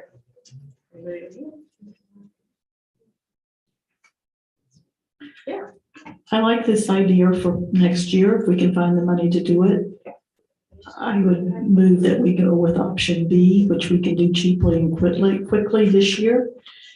And then look for the money to fund this actual court kind of destination for next year. I think the funding would come out of our capital improvements from the sale of property, from the Dotson sale. Now, I made a motion. I don't know if anybody will second it or not. I understand. No, we have to second. Yeah. We have to second. Is there a second to Karen's motion? Option B. B. Second. Right. So that's a second to option B. Yeah, it's open. Well, for one thing, I know we're talking about option B, but we didn't get an option B, which is to do nothing. For now, just hold off and wait until next year so that we can plan this out. I've gotten a lot of feedback from residents and they're really not excited about this whole food truck thing to begin with, a court. A lot of them are upset. They don't think it's going to work. And so I'm just concerned that, there's already a lot of complaints. Electricity is one of them. So an option B, that is the cheapest option, but like we've said before, it's in the middle of everything. I mean, there's really not a, I don't know, I just don't know that it's a good idea. I know you, Robin, and Ken, you both had major concerns about option B last time around. That's why we all ended up voting no on this. $20,000 to invest in $5,000 in vendor fees just seems like a waste for me right now, considering that we're so strapped for cash and we're getting ready to raise taxes. So, but that's my 2 cents. I'd say do nothing. Could I respond? Sure, yeah, it's discussion. It's So, open to discussion. yeah, doing nothing is not an option that I see because we have contract signs and we have no place to move the vendors to as of the end of June. That's correct. Can you chime in on that? Because I remember you and I had a discussion, you said that we could refund the money. Technically, yes, we have an option if we wanted to refund the money for the whole year, half the year. That's something that if council wanted me to look into, that's something that we potentially could do. We've also discussed, several members of council have discussed allowing some on the street. For those who are self-sustaining, if we were to obviously amend our ordinance and the program to allow for that, we could allow that on the streets temporarily through the end of the year, and then come back next year if we were to get additional grant funding. There are several options, but we do need to come to a decision on what we're going to do if there is an option based on the consensus of council today, so that we can begin to move along with Dominion and the other contractors if we're planning to do something more permanent this season, because we are running rapidly out of time. And I do believe we did bring an option to do nothing the first time we brought this up in January, but I could be wrong. Mr. Allison. Yep. So as Ms. Williams said, the option B is the cheapest out of the options that we currently have. I still have reservations about putting vendors at the top of the hill where all of our main events happen throughout town. I think it would be a disturbance. It also may affect some of the other vendors that the chamber may have for certain events.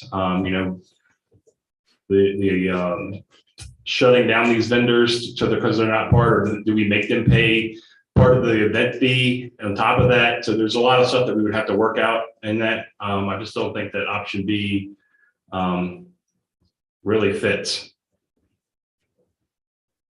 Well, you already know I'm with Kenny on that. I don't think, and I think $14,000 on upgrading electric at the top of the hill when we could be spending money on a capital improvement that really does more for our public space there. Ultimately, I think it's a waste.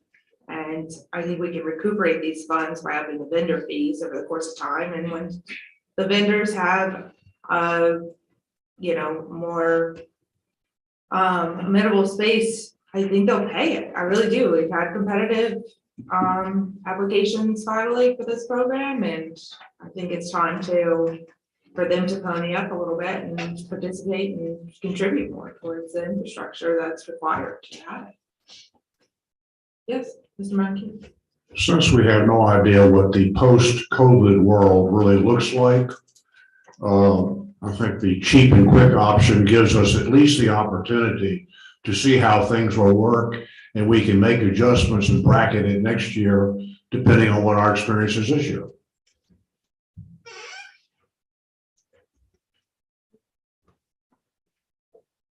Ms. Lynn? I'm actually agreeing with Tom for change. I think that option B is a good idea for now, and that'll give us time to work on option C. But I like the idea of option C, but it's a lot more expensive. It'll take a lot of time. So we can really work on honing it into something really great. How are we paying for the $14,000 if option B were to be the case? Is that capital improvement just the way option C would? In this case, I think we would have to, simply because this was unbudgeted and unplanned. So at this point, that's what we'll have to take a look at. Oh, really? Yeah.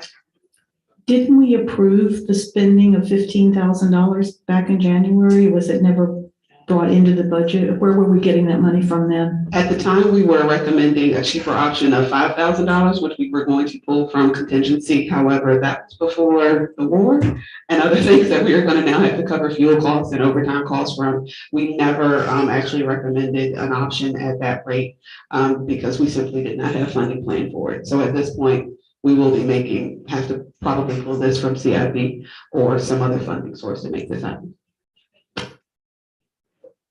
Yeah.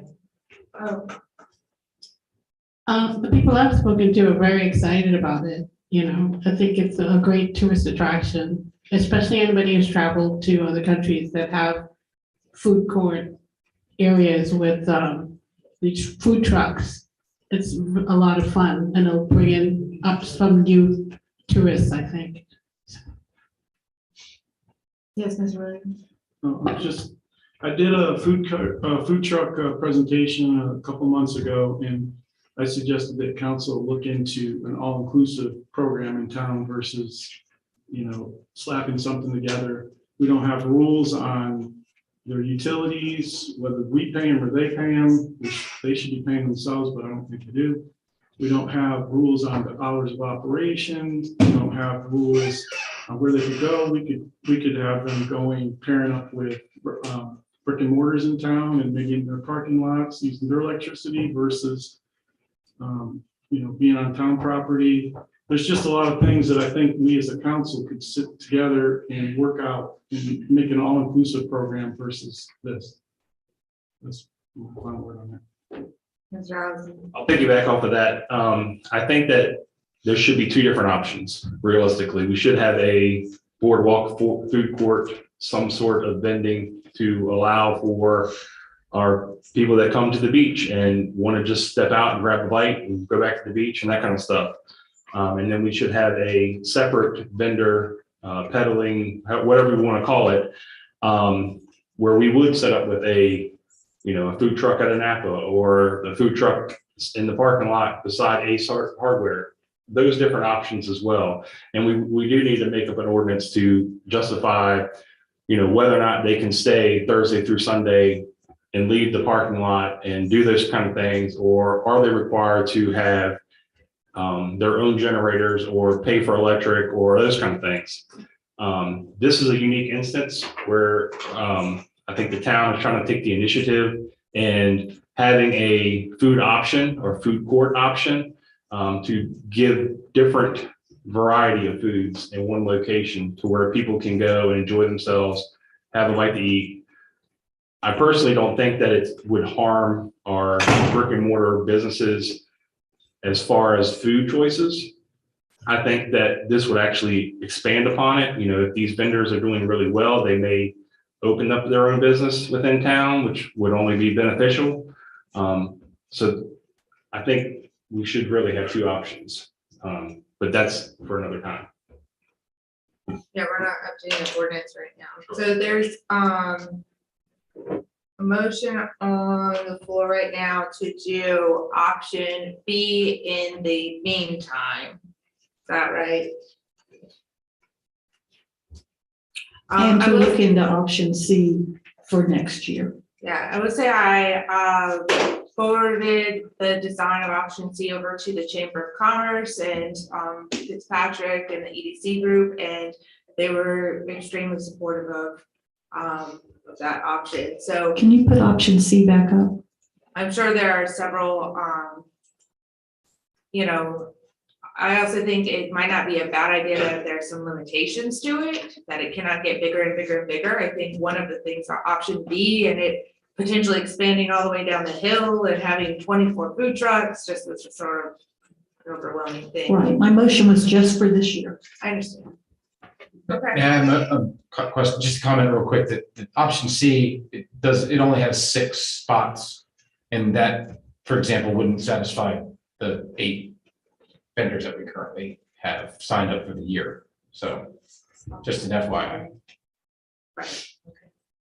And what's the earliest that could be finished if everything goes well? Option B or this? Option C. Mr. Knapp can probably speak little more than that. Approximately about 2.5 to 3 months. You can have temporary power, depending on Dominion Power and how fast they can get out here to do that. They're estimating, I believe the last email was 4 to 8 weeks to get out here. Then we'll have an electrician come out there, would put up temporary power and can have them roll in as soon as the drop is done. Is that the same issue for option B though as well? Isn't Dominion also gonna have to do all those things?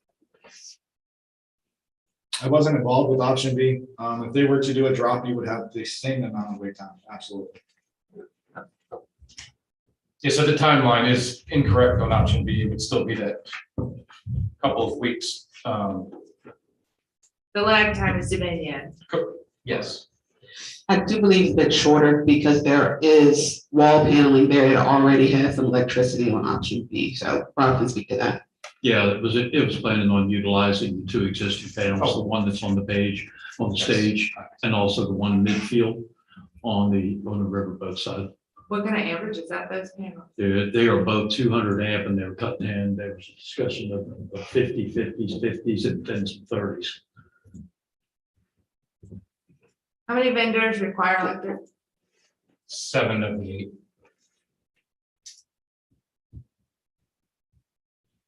And I will add that I did personally go along with Mr. Murphy and myself and Mr. Duke to meet with Dominion to look at option C. And we do agree that it has some long-term beneficial impacts to have a more permanent nature there, but there are some significant costs as it relates to concrete and asphalt, regardless of which option we went with. And we are pursuing some grant opportunities that could potentially be leveraged for that in the future should council desire, or if council wanted to go for that option. You could go for that all in today for that $60,000 range, but knowing that that would be more permanent. And then essentially you would be creating your program around the 6 permanent spaces there. Plus, if you wanted to have 2 at Castlewood, which is where one of them was located before. So that's really a policy discussion for council. And I think there was a thought at one point in time that it could be possible to use one parking space like along Irving Avenue for a vendor that didn't really have any requirements, any needs, you know, that there's ways to split them out a little bit and still accommodate them. Okay, there's a motion on the floor. I guess is there any more discussion on the motion that's current? So just to clarify, the motion is to spend the $20,000 to temporarily locate them at the top of Town Hill. Motion. And the consent or the sense I'm getting is the desire is not to keep them there permanently. So we're spending $20,000 to collect $5,000 in vendor fees to put them at the top of the hill, just to accommodate them existing somewhere, Hunter Harrison Beach or whatever. Has the cost changed from the 14,000 you presented? $6,000. The town employees do actually get paid, so it's $6,000. No, we included for a matter of transparency, we wanted to talk to the folks that are going to be doing the work and make sure that we had an estimate of what that would actually cost to the department. Yes, ma'am. So it has changed. Hard cost. of 14 Hard and cost. 6. Hard cost is 14. Yes, And ma'am. hard cost on option C is estimated at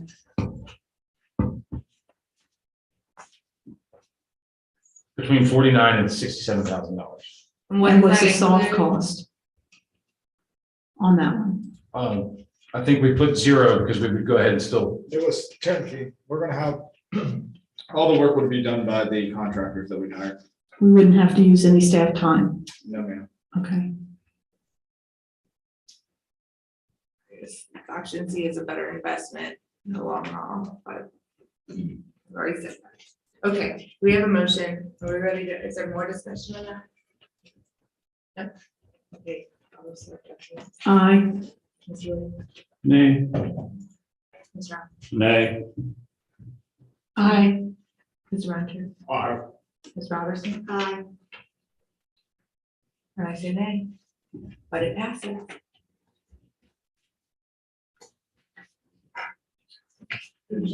Thank you for all your work, staff. I know you guys have put in a lot of hours on this.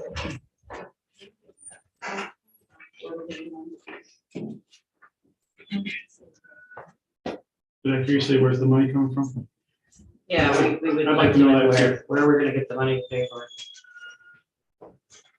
There a motion to use capital funds for that? That's sale proceeds, sale of property proceeds. If we're gonna use the capital improvement funds, then it has to be a vote for the council. What does staff recommend for the funding? The CIP funds for this. So I would move that we use the CIP funds to fund it. Wait a second. Second. All right, is there more discussion on that piece of it? Okay. Take a vote. Aye. Nay. Aye. Aye. And nay. Yeah. Anything else you need on that one? Nope. All right. Oh, the fun one. Public hearing on the budget adoption.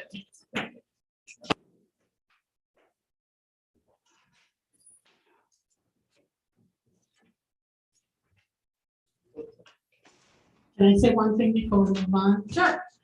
We see it as a waste of money, but when we have events on Town Hill, the electrical can be used by the people who are throwing the events, and we could charge them accordingly. We already have it there. I know. But whatever, however we set it up for these vendors, we could use it after for other events on Town Hill. It's not, wasted money. Okay. Do you understand? It's not necessary. So. Okay.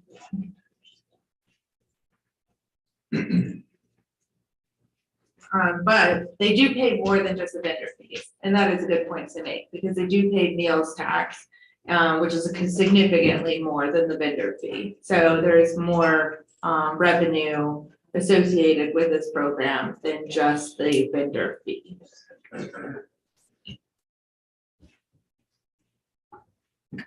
And they pay a business license. Okay.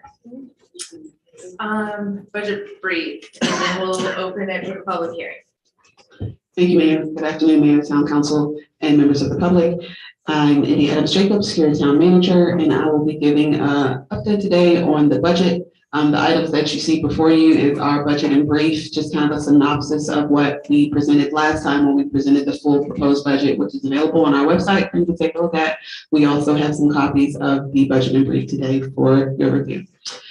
First, just to give a little bit of an overview of the budget and how it was prepared. It was prepared in development in alignment with our strategic and comprehensive plan goals. There at the top, you will see our vision, which is Colonial Beach is an attractive historic beach town committed to family, business, the arts, and a healthy quality of life. Our mission is to provide services and build a better community. Our values are integrity, inclusivity, balance, professionalism, consistency, respect, sustainability, resiliency, trust, financial responsibility, and open and responsive communication. And our strategic action plan goal areas are infrastructure, public safety, livability and placemaking, economic development, and government performance. And just a note about this, this was specifically adopted by our town council in March after having had two retreats in the last year as it relates to our strategic plans, which were previously their strategic priorities. I've been asked a question about the value of a penny after the reassessment. So this, if you scroll down, thank you, Heather, answers that. 1 penny rate change equals the difference of $60,854.38 in the town's general fund budget for the reassess rate. And our current real estate tax rate is 80 cents, and then the county portion is 47 cents. I'll now kick it over to our Director of Finance / CFO, Ms. Lisa Oaks, to talk about the next section as we tag team this presentation. The town's general fund consists of each operational department and our debt service. So I'm going to present to you some information on where does the money come from. So as you can see, our real estate taxes generate 57% of our budget revenue. So it's an important item that everybody should be aware that when you talk about the real estate rates, that's the majority of our funding. We go scroll down to the expenditures. How is that money spent? You see our biggest expenditure by far is our school system at 30%. It really is, the next biggest one would be our public works, at least after that. So you can see where this money is going.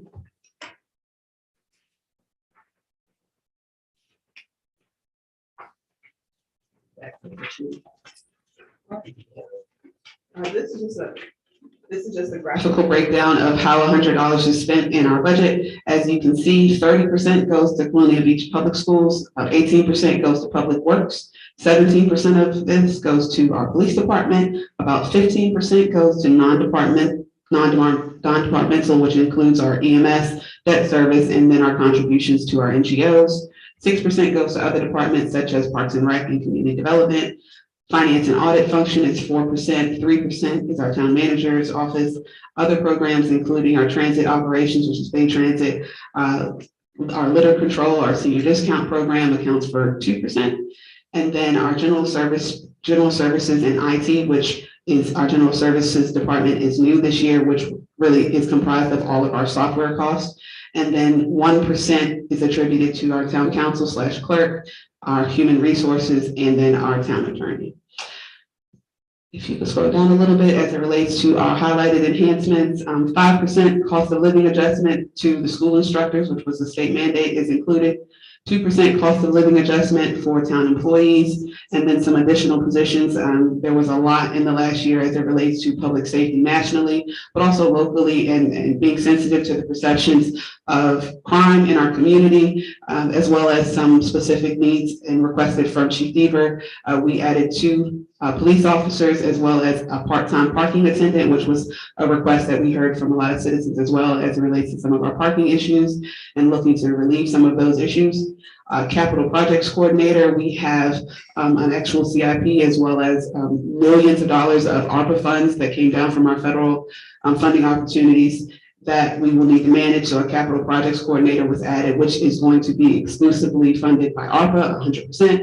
And then economic development is something that we've heard from the community as well, the need for economic development position, a full-time economic development position. However, based on our budget constraints, we were able to include a part-time economic development manager to assist with some of those efforts. As we look at some other budget impacts, there are still state impacts as it relates to state budget uncertainty. The General Assembly has not proposed the final budget for the governor's adoption. There are potential cuts to sales tax that can negatively impact our revenues. And then we also mentioned state mandates as it relates to our school and some estimates as it relates to that. Next page just shows the graphic of our population over the last 10 years since our last census. This data does come from the Weldon Cooper Center for Public Service population data. And I will hand it back over to Ms. Lisa Oaks to discuss our public schools. Okay, so this is to show you what the school's budget is compared from last year. As you can see, their budget has now increased $1.6 million. And our required local match went up $467,684 from last year's budget, state mandates. In our general fund budget, we have $487,820 that goes directly to pay the school debt for the new elementary school, that debt payment. There were some changes in what the state mandates that the localities now have to pay to the school as part of the required local match. There was a category for compensation supplement that wasn't funded last year. Our match for this year is $90,128. There was a new incentive program that the state has put out there. It's called rebenchmarking hold harmless. And that's required for us to pay $57,815 as part of our local match. There's an infrastructure and operations program that was totally state funded last year in the fiscal 22 budget. And now there is a required local match on that of $79,153. So that's part of one of the reason that match went up to $487,000. Wait, no, sorry, $467,000. And that our required local match also includes that 5% state mandated increase for instructors.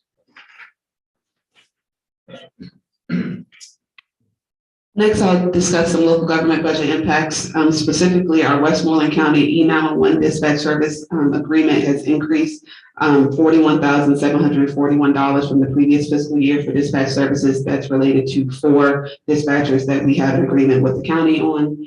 Our healthcare increase, I think the superintendent mentioned that they had a 10% increase in healthcare. On our side, we had a 9% increase, which equates to $54,543. We've also talked a couple months ago as it relates to inflation and then just the cost of goods.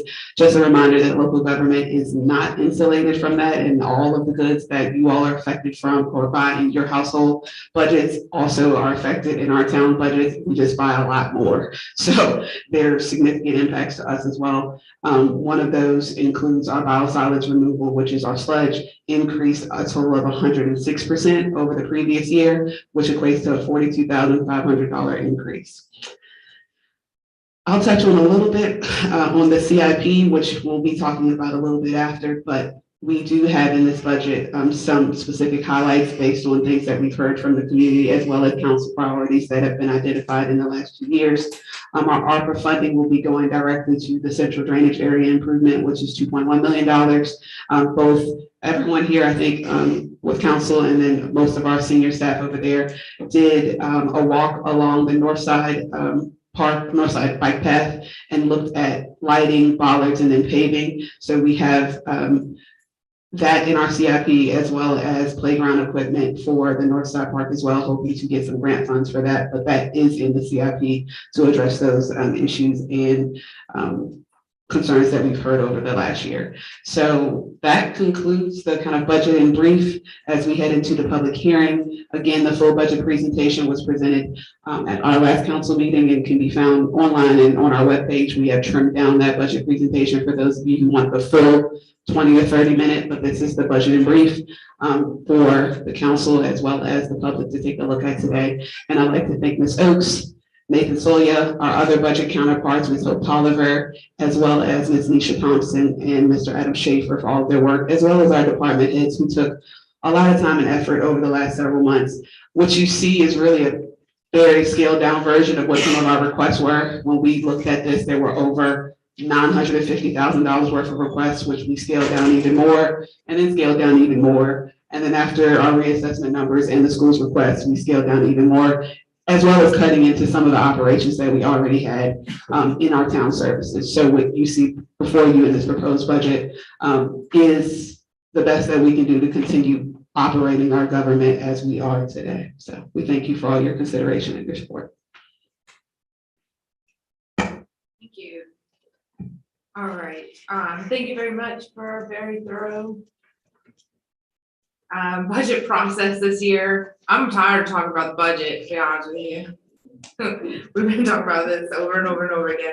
So, but hopefully now it's just, there's a lot of resources out there for everybody to hopefully understand. We're gonna open the public hearing up at 8 o'clock.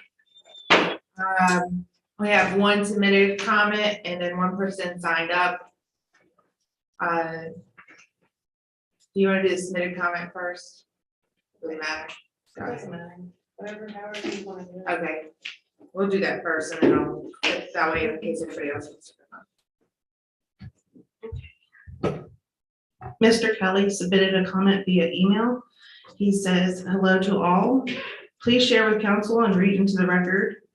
I see in the proposed town budget that you're recommending a residential tax rate of 80 cents per $100 in addition to the county rate of 47 cents per 100, combined to be $1.27 per $100.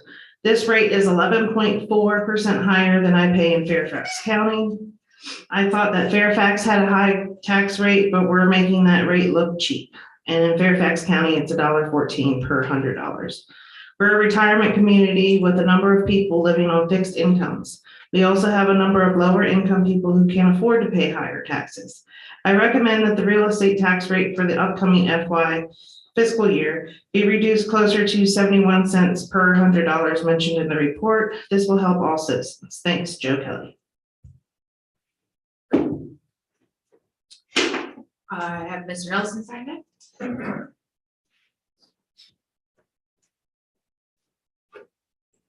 Good evening, Eric Nelson, 1321 Lossing Avenue, and thank you very much for giving me the opportunity to speak tonight on such an important subject. I know I'm speaking to the choir, but I love this town. I love lots and lots of things about this town, and I support the development of this town in lots of different ways. I put my energy, my time, my effort into supporting this town as much as I possibly can. And in particular, some of the stuff that was just noted, I strongly support. I think this town has turned a corner, and I want to see it to continue to move down a path of progress. In particular, of course, I support infrastructure development, economic development, including bringing in new sources of potential income and revenue to the town, other than just real estate taxes. But I think at the moment, that's the major tool that the town has to increase its budgetary resources. Even though I don't have any children in this town, I strongly support the school system and also other kinds of student and youth development activities. I support the current and future parks, and in particular one on the north side, which of course I probably would be unlikely to use because I live on the point, but I still think the residents of the part of town deserve and need to have the kind of recreational facilities that support a healthy lifestyle. I support the town's livability and cleanliness. I support the safety of residents and visitors. I support the services that help the less fortunate. In short, I support a town that is in progress. And I also want to say that I trust the staff, the honest and hardworking staff of the town, to put together a budget that I think is probably the best budget that they can probably put together. And I support the town's staff's budgetary plan. So that's all I want to say, is that I support this town. I support everything about it, and it costs money. The town cannot, all these support services, all the infrastructure, everything that we want for this town is not cheap. It's not free. It needs to have financial resources, and I support the plan to put together the budget the way that the staff has proposed it. Thank you. Anybody else? Okay, seeing none. I will close the public hearing at 8:05 p.m. Thank you. We're not gonna take action. Action is deferred to the next meeting, but and I know Mr. Kelly's not here and I've already responded back to him, but I want to let him know that while the rate was advertised at 80 cents, the staff's budget is at 78. It's actually at a lower rate than what the advertised rate is, because we can always go lower than the advertised rate, but not higher than. So we were erring on the side of caution with that, as well as letting him know that in Fairfax, there's a whole lot more people to split that cost with than there are here. And if you've ever been part of an HOA, you understand that you all have to split the cost between a certain number of people, and the town is really no different than that. So we only have a certain amount of property, and we'll do that. I also look forward to ways to diversify our income, and part of that means we're gonna have to make some investments in order for that to happen. So in our infrastructure particularly, which is one of the main priorities. So I just wanna, I know Mr. Kelly's not here, but I've already talked to Joe. So anyway, he knows. I just want to put that on the public record. So action deferred on that until the next meeting. We'll move on to the next public hearing, which is for the capital improvement plan. CIP. Yes, Mr. Williams. May I ask a question? Sure. Is this budget gonna be online anywhere? I just got it on Monday, but is the actual budget where the residents can look at it? And then post it? The budget in brief will be posted online, and once a budget is adopted, a final budget will be posted online for public consumption as well. So not this. Okay, thank you. But is this public information? Free to the public. Okay, thank you. Yeah, I think they just don't want to put it out till they're sure that it's an adopted document, but it's a public document now. Yeah. That's a good question. Okay, for CIP, do you have a read in or we just walk right into the public hearing? Was there anybody signed up for CIP? Okay. All right. This goes through 2 public hearing processes. It's already been through the planning commission. My understanding is analysis is second public hearing process. Yes, I will just go back to just the end of the presentation. Some of the highlights that we mentioned in that last budget and brief, those 3, the north side, the central drainage and park playground, I think would be most beneficial for the public to take a look at. This I've presented on at the planning commission twice now, maybe 3 times, as well as the council. The specific Excel document that's a little bit smaller there is included on our website. So each specific project you can take a look at. Of note, there is stormwater management plan, which Mr. Murphy's going to talk about a little bit later. Some operational items as it relates to a street sweeper truck, a dump truck. And then there was one specific item that has been added from the planning commission meeting as it relates to a sidewalk study, which we will be pursuing and trying to get grant funding for that and potentially start that in 2023. The town pier refurbishment, which was on our plan, is actually going to be slated to be done at the end of this week. So we budgeted $100,000 for that, but that will actually be completed before this is adopted just because there was an emergency that we needed to fix. As well as the Castlewood Park improvements, Eleanor Park improvements, Northside Playground equipment. Our town website was included on here, but that is now completed and you can see our new website. Those funds were actually pulled in from a previous fiscal year. And then police vehicles and our resiliency plan, which is grant funded.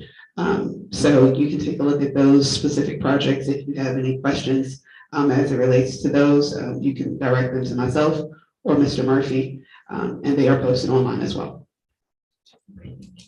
I just want to remind you that police vehicle program through rural development, I think where you buy one, get one.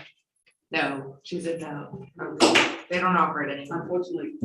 Unfortunately, we passed the threshold to qualify to make that worth our while. The good and bad of progress. We're telling them with all this inflation, they need to up the threshold. I'm gonna go for that.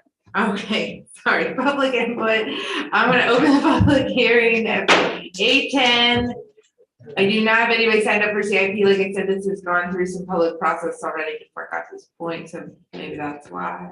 I will add that Chief, as well as myself and Nate, have been looking into lease options. There's a lot of literature as it relates to leasing vehicles versus purchasing them through multiple vendors, and we're looking at that as a cost-saving option as well. Well, they're gonna be riding that Kubota around, right? They don't need another vehicle and some bicycles, maybe one of them scooters.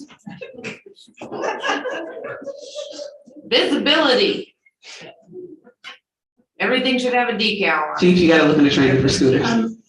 Mayor, I'm sorry, I have to say, I get so many comments about the visibility that Chief Deaver has put on the streets, both himself and his officers. Thank you. I know it's easy to run that because of that. Yes, this is in the public hearing. All right, there's nobody signed up for the public hearing. I'm gonna close the public hearing at 8:11. Okay, action for this is still deferred to the 18th along with the budget as well. Thank you very much again for a very thorough process and a very thorough report and understanding. Is there any discussion? Oh, we can discuss it. I mean, since we're not acting on it until next month, but we can discuss it more right now. Sure. I just had a couple of questions. One of them was sidewalks. We not have anything on here for sidewalks. I see we got a sidewalk study. We're depending on grants for that, but I mean, it seems like there's a lot of complaints in this town about sidewalks. Should we not have some kind of estimate, funding requirement or anything for sidewalks? Millions of dollars. But yes, I think part of the study is so that we can qualify for more money. Is that right? I don't know if anyone else from the planning commission is here that maybe would want to speak from that capital group, and maybe Ms. Luna would be the best to speak to that. But I know part of the discussion started with the last time the town took a look at doing comprehensive sidewalk improvements, the project got too big and nothing got done. So at the planning commission, they talked about starting in our kind of downtown business district, just to study what the cost would be and then potentially go out for grants. We've also talked about the safe routes to school, which JC is looking into grants for that as well. So it's kind of a two-phase, two-pronged approach that we're working on. I see Audra also in the audience. Is there school budgeted money for First Street sidewalk? I'm not sure. Okay. But I know it's been in discussion. I think, Dr. Mitchell has been talking to the chief about it. Or Yeah. someone. I know he's been in discussion with someone about it, there's been a lot of complaints about the walk. Yeah. About the children walking and it wasn't very safe, how some of us crossing the street or even trying to walk down that First Street. They said it's very dangerous. I think that's a target area, but also I think that there are already engineered plans for the sidewalk on First Street, which puts you a little more ahead of the game than maybe the rest of any other area. You may want to talk to Dr. Mitchell, but I know he's been working with someone on that issue. Okay. I heard he's getting some infrastructure money from the state, so maybe we can work on that together. Madam Mayor. Yeah. So in Dr. Mitchell's presentation, he did mention that he spoke with several individuals discussing the sidewalk on First Street, which would be in front of the school, going down to the crosswalk. I only say this because I was actually outside my house while he was doing the little walk and trying to figure out where it was. So I met with him and Shelley Payne, and kind of went with some of the parents to identify where the access points would be, where the crosswalks would be, and that kind of stuff. So he does have a plan in order to do that. I think part of that was getting with the town and getting the engineering drawings to understand what that's going to look like. He may not have reached out yet, but I know that was the discussion that he was having at that point. Okay, let's make sure we're recording. Okay, and you don't know of anything in relation to VDOT at this time, any communication? Okay. Yes, that's right. One more question. We have a street sweep truck for 200,000. I'm just wondering about that. A friend of mine said that years ago they had one and it didn't really get used. So We rent one now, don't we? Yeah. does it get used? Because I've never seen one in town. Yeah, we rented last year. I believe it was a month. Who's the guy that drives that thing? He loves driving. What's his name? Oh my goodness. He's so excited to clean the street with that thing. Oh, I can't remember. Anyway. But yeah, and the older one is that. Okay, I guess it's not. When you do the street sweeping, what time of day? Yeah, right as the day starts. Yeah. You know, 7:30, 8 o'clock, and then on through. And the higher concentrations are, of course, in our regular used areas. You know, your main drags, especially with our high activity on Colonial Avenue, Washington Avenue, downtown. Net, Point, that's great.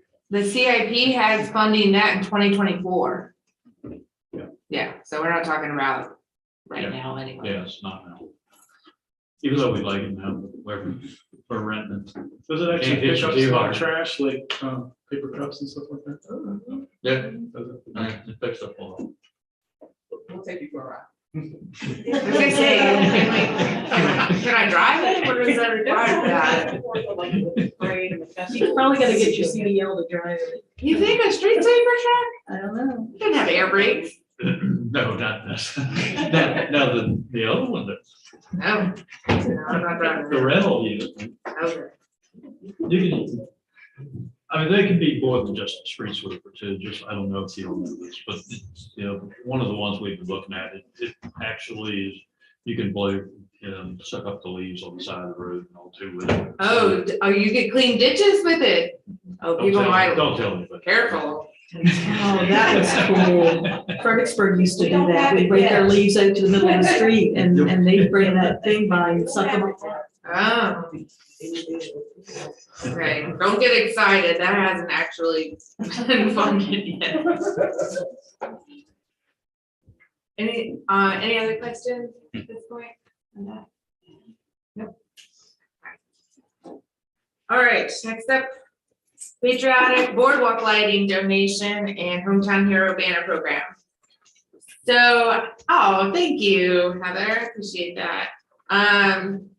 This is my item because I, as I've told, probably every council member before, I don't like to give a suggestion unless I'm willing to help make it work, because I find that if you're gonna open your mouth, you probably should be able to do some of the lifting.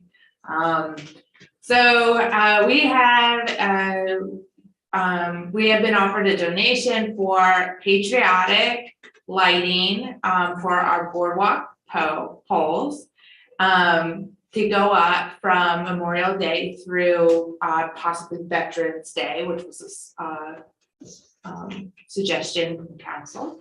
And to couple with that, there is a banner program called the Hometown Hero Banner Program. And the banner program features veterans that would be nominated from local people in Colonial Beach.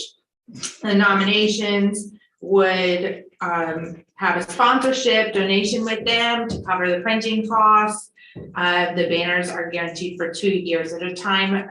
However, if you sponsor a banner, you would be able to keep it at the end of the year or let the town keep it to reuse it. So we worked out some of the details of this and I sent it out to council as sort of a, are we gonna accept this patriotic lighting donation? And I got some positive feedback. I also got some questions. So I wanted to give a little more about the program. And then before we reached out, as I have not reached out yet to the VFW or the Legion or the Eagles, because I want to make sure that there's consensus to indeed accept this generous gift and do the program before get all involved in that. So, however, the Historical Society has agreed to be a conduit donor for it and also agreed to sponsor a banner in memory of Miss Kern, Frances Kern, who our boardwalk is named after and is a female veteran. So probably very fitting and appropriate. The nomination form comes from the Hometown Hero Program already has all this set up, which don't have to reinvent the wheel on that. And there's an application that would be online where you would nominate your veteran. Anybody can nominate them, a family member, a loved one, a group, whoever. And you would fill out the nomination form online, and then you also have to include a short bio about your hero and you have to agree to be responsible for a high resolution original image to be used for the digital print material, and also if selected for the $120 sponsorship donation to cover the printing costs of the banner, which you then, again, like I said, would get to keep if you so desire after the year is over. The concept being that you take nominations and then there's a lottery, randomized lottery, just through one of those code generators. That way nobody's responsible for who got picked and who didn't get picked. I don't want to be responsible for that. But that way anybody could be nominated, and then the randomized code generator would decide which is 14 light posts, which ones were picked for this particular season. And if you were picked, you would then follow up with the rest of your commitment in that. So that's kind of the rundown of the program. This is a graphic of the patriotic lighting, which we already have the brackets for because they're made by the same company that the lighting that we had over Christmas time makes. And so and that those brackets have stayed installed on the poles, so that should help with, just putting up the new patriotic decor for the season. And anyway, that's the concept of the program. I've already given council heads up, but I just want to see any other comments, suggestions, or if there's a consensus to move forward with any of the veteran organizations in town. Yes. You're saying veterans, are they, are living and deceased veterans eligible, or is it just a posthumous? So the Hometown Hero program does recommend deceased veterans, but I'm not gonna mix everybody. So. Yeah, it says it in the nomination form that to please, submit deceased veterans. That's a good question. Any other questions about it? Yes, Ms. Is there Wood? any cost to the town? Or is it all donations? No cost. And are you looking for any direction from council? Yes, we would have to accept the donation, and so I want consensus that we would indeed accept the donation. Aren't there soft costs though for taking them up and putting them down by Public Works? That's true. Yeah. There will be indirect costs as it relates to staff to install them and take them down. Essentially the same for the Christmas lights. It's the same sort of process. Although I don't think you have to use like you guys coordinate the lift for the other one. Yeah, we have to coordinate a lift for that, and I don't think we utilize on the street lights, we did utilize RC, previously, and we still do, but he donates that. But cannot anticipate that throughout, so we will have to use contract service to help. You need a lift for the ones on the boardwalk? I don't want to. Assume one way or the other. Yeah, commit one way or the other at this time. But either way, we should anticipate that there would be potential costs involved. We'll look into it and make sure. I don't want to say it's going to be nothing. No, right, I understand.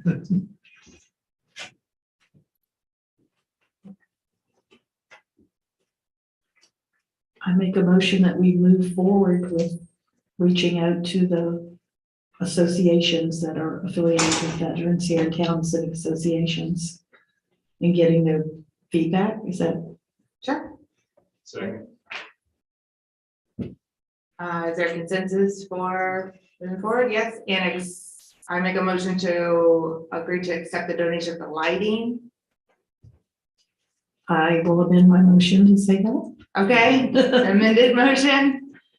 Second. Second, okay. All in favor? Yes. Aye. Okay. All right. Can I ask one question of clarification? Is this program being administered from those people you mentioned, or is the expectation that staff helps administer this program? So Heather said that out of the goodness of her heart, she would help. However, I think that the Historical Society would be happy to do the administrative lifting of that. Okay, thank you. Yeah. And I'm volunteering to be a point of contact as well. Who has a veteran in her family and wanted to honor that. That's many. Okay, love signs. Can everyone hear me okay? Yep. Good afternoon or good evening, Madam Mayor, members of council. I'm going to give a quick presentation on the Artists Guild has reached out to the town seeking collaboration for one of their projects. And Councilmember Clement, at some point, I want to kick this over to you and ask if you could maybe just give some quick descriptions of the proposed signs. I've added them in here. So to get started. So the Artists Guild is pursuing a grant to design and create new love signs. Like I said, they are seeking to collaborate with the town in this endeavor. Their goal is to make Colonial Beach the town with the most love in Virginia. In order to do that, they would have to create and install 8 new signs. I met with Councilmember Clement and Mr. Eric Nelson a couple of weeks ago. We went and visited a few locations around town where they were thinking about putting in some of these signs. A few of them are on town property, some of them are on private property. I believe the guild has worked or has contacted the individuals whose private property would be on to work with them. Going to go to the next slide, please. There is no fiscal impact to the town. There'll be some minimal public works effort, but that's kind of why we're bringing this to council to see if, or seek your direction on entering into a memorandum of understanding that we will help with the installation, but we will not be responsible for the long-term maintenance. I've spoken with the operations manager for Public Works, and the install is very minimal. For the next slide, please. I think we're going to get into the designs. Councilmember Clement, if you would, please. Yeah, the first love sign that you see, that is Bob Wade Smith. He's one of our brilliant local artists, and it's going to be Osprey. This one will be on Town Hill near the parking, right in the entrance, so you can see it from the street. The idea with the love signs is that you should be able to stand next to them and pose and take pictures. So Bob would like to get this one done first. We already have the funds from the Artists Guild to buy the supplies, and we just want to get started on it.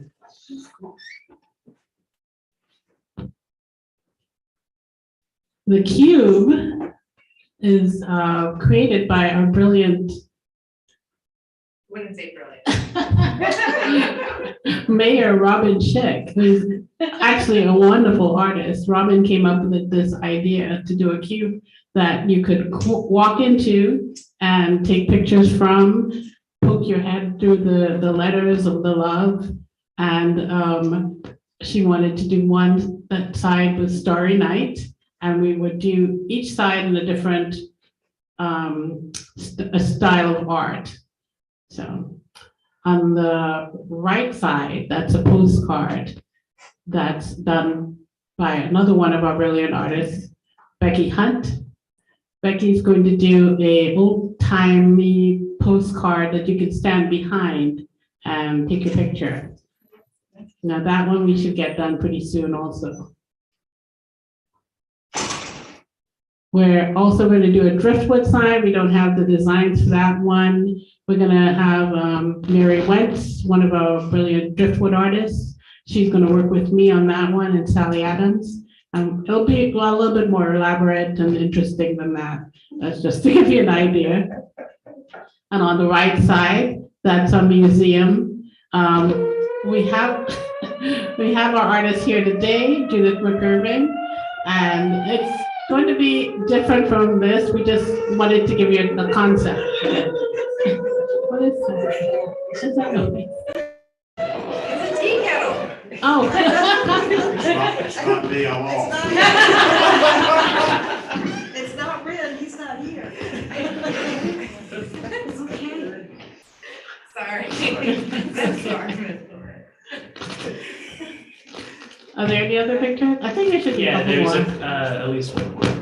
Yes, this one's the oyster one. It's gonna be oysters and boats and related to fishing, and that one's gonna be on the point. You can see the propeller, so it's on that little, like, or what do you call A it? little triangle portion on the thing. castle.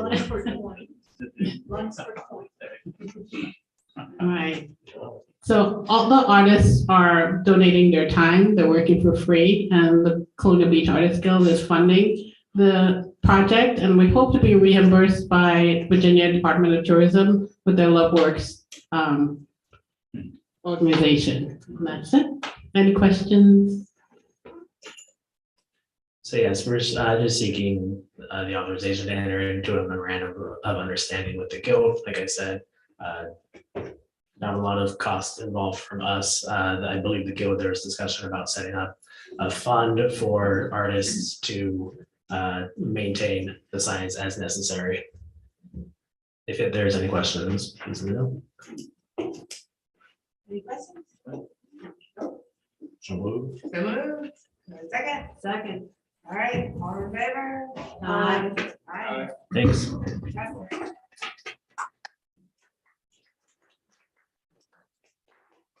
work update. Am I at the end of the agenda or what? Because I like you so much. What you do, Roberts?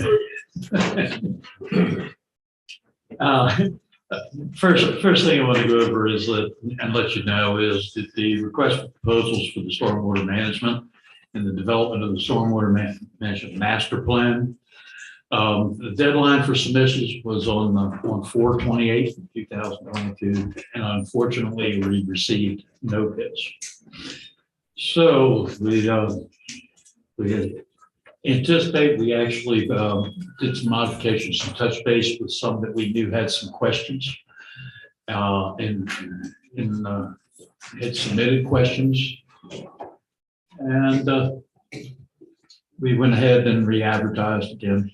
I believe it was Monday afternoon. We revised it, changed it, took a couple things out, and actually tightened it up a little bit in hopes that we would put it out and see if we can get some bids.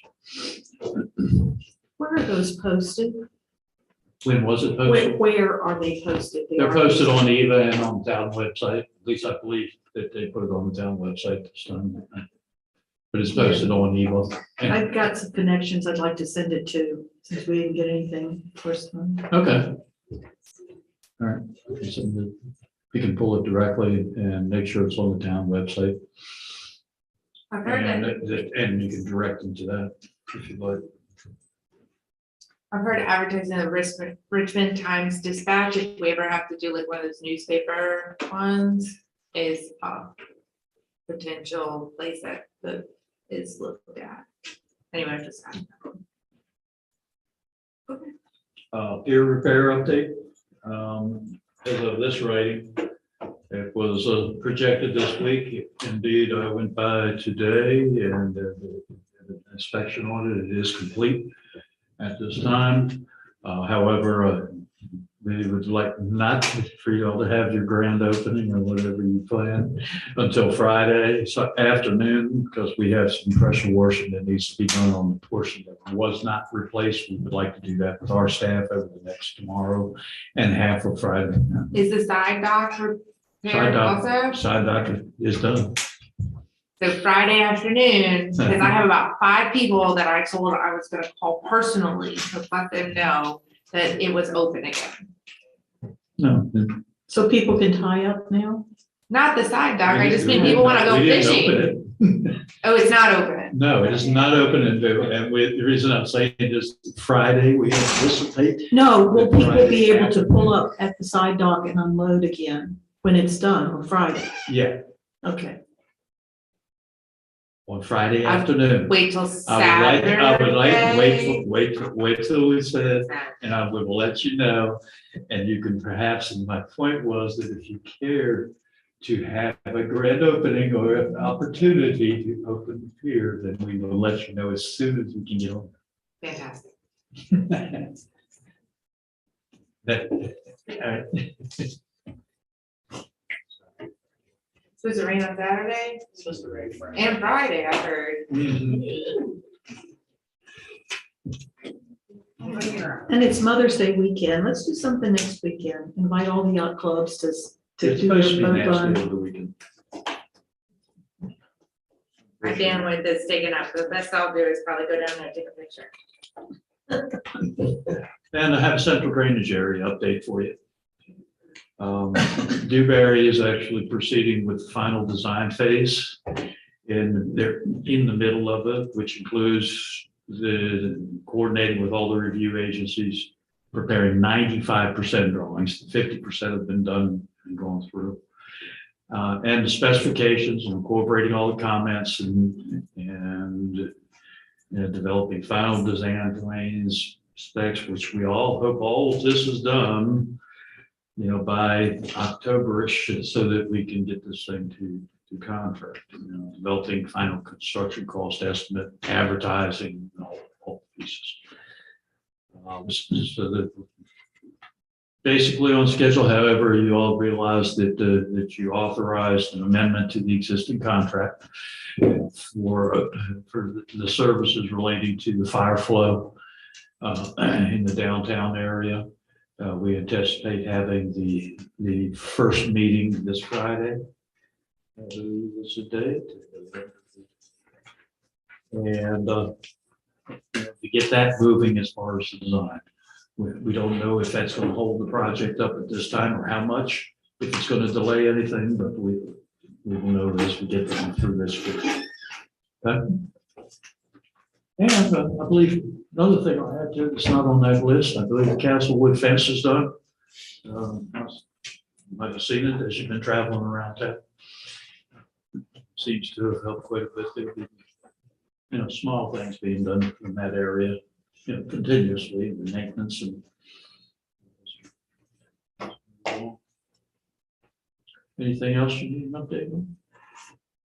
And with that, Did you want to say something about Susie or?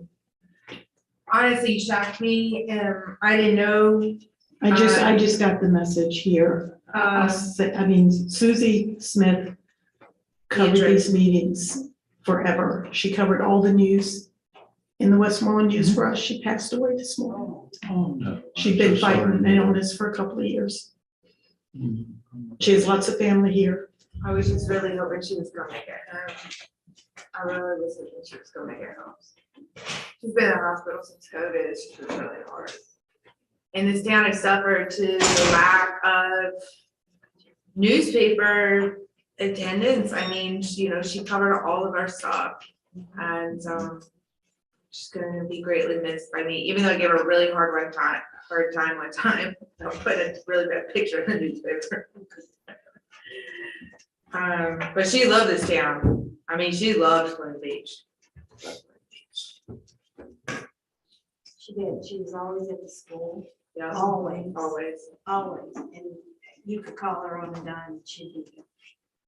Yes. You couldn't find a better writer for somebody to advocate for this town. And she really, she loved this town. She was on my case. Yeah.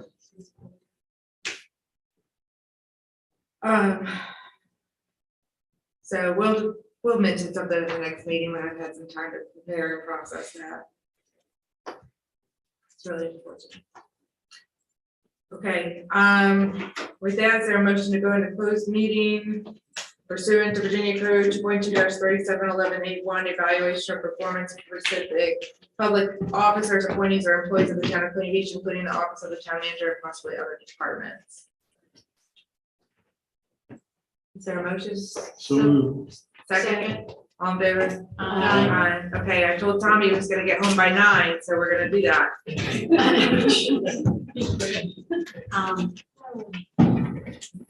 9/11. Nice, it's light, it's holding. Okay. That it was out.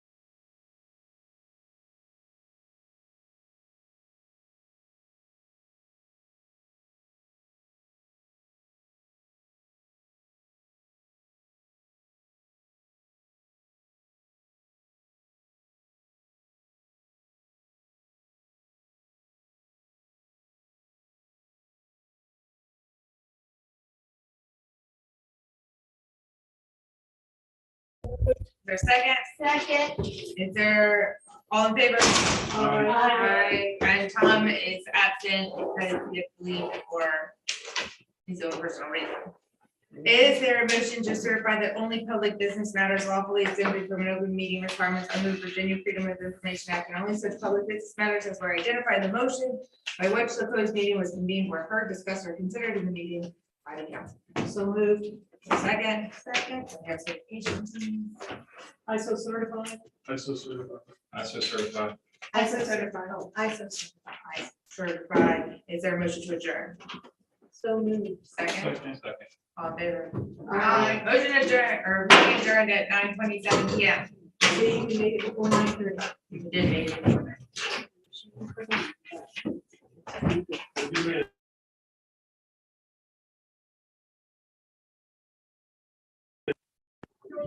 Have a good night.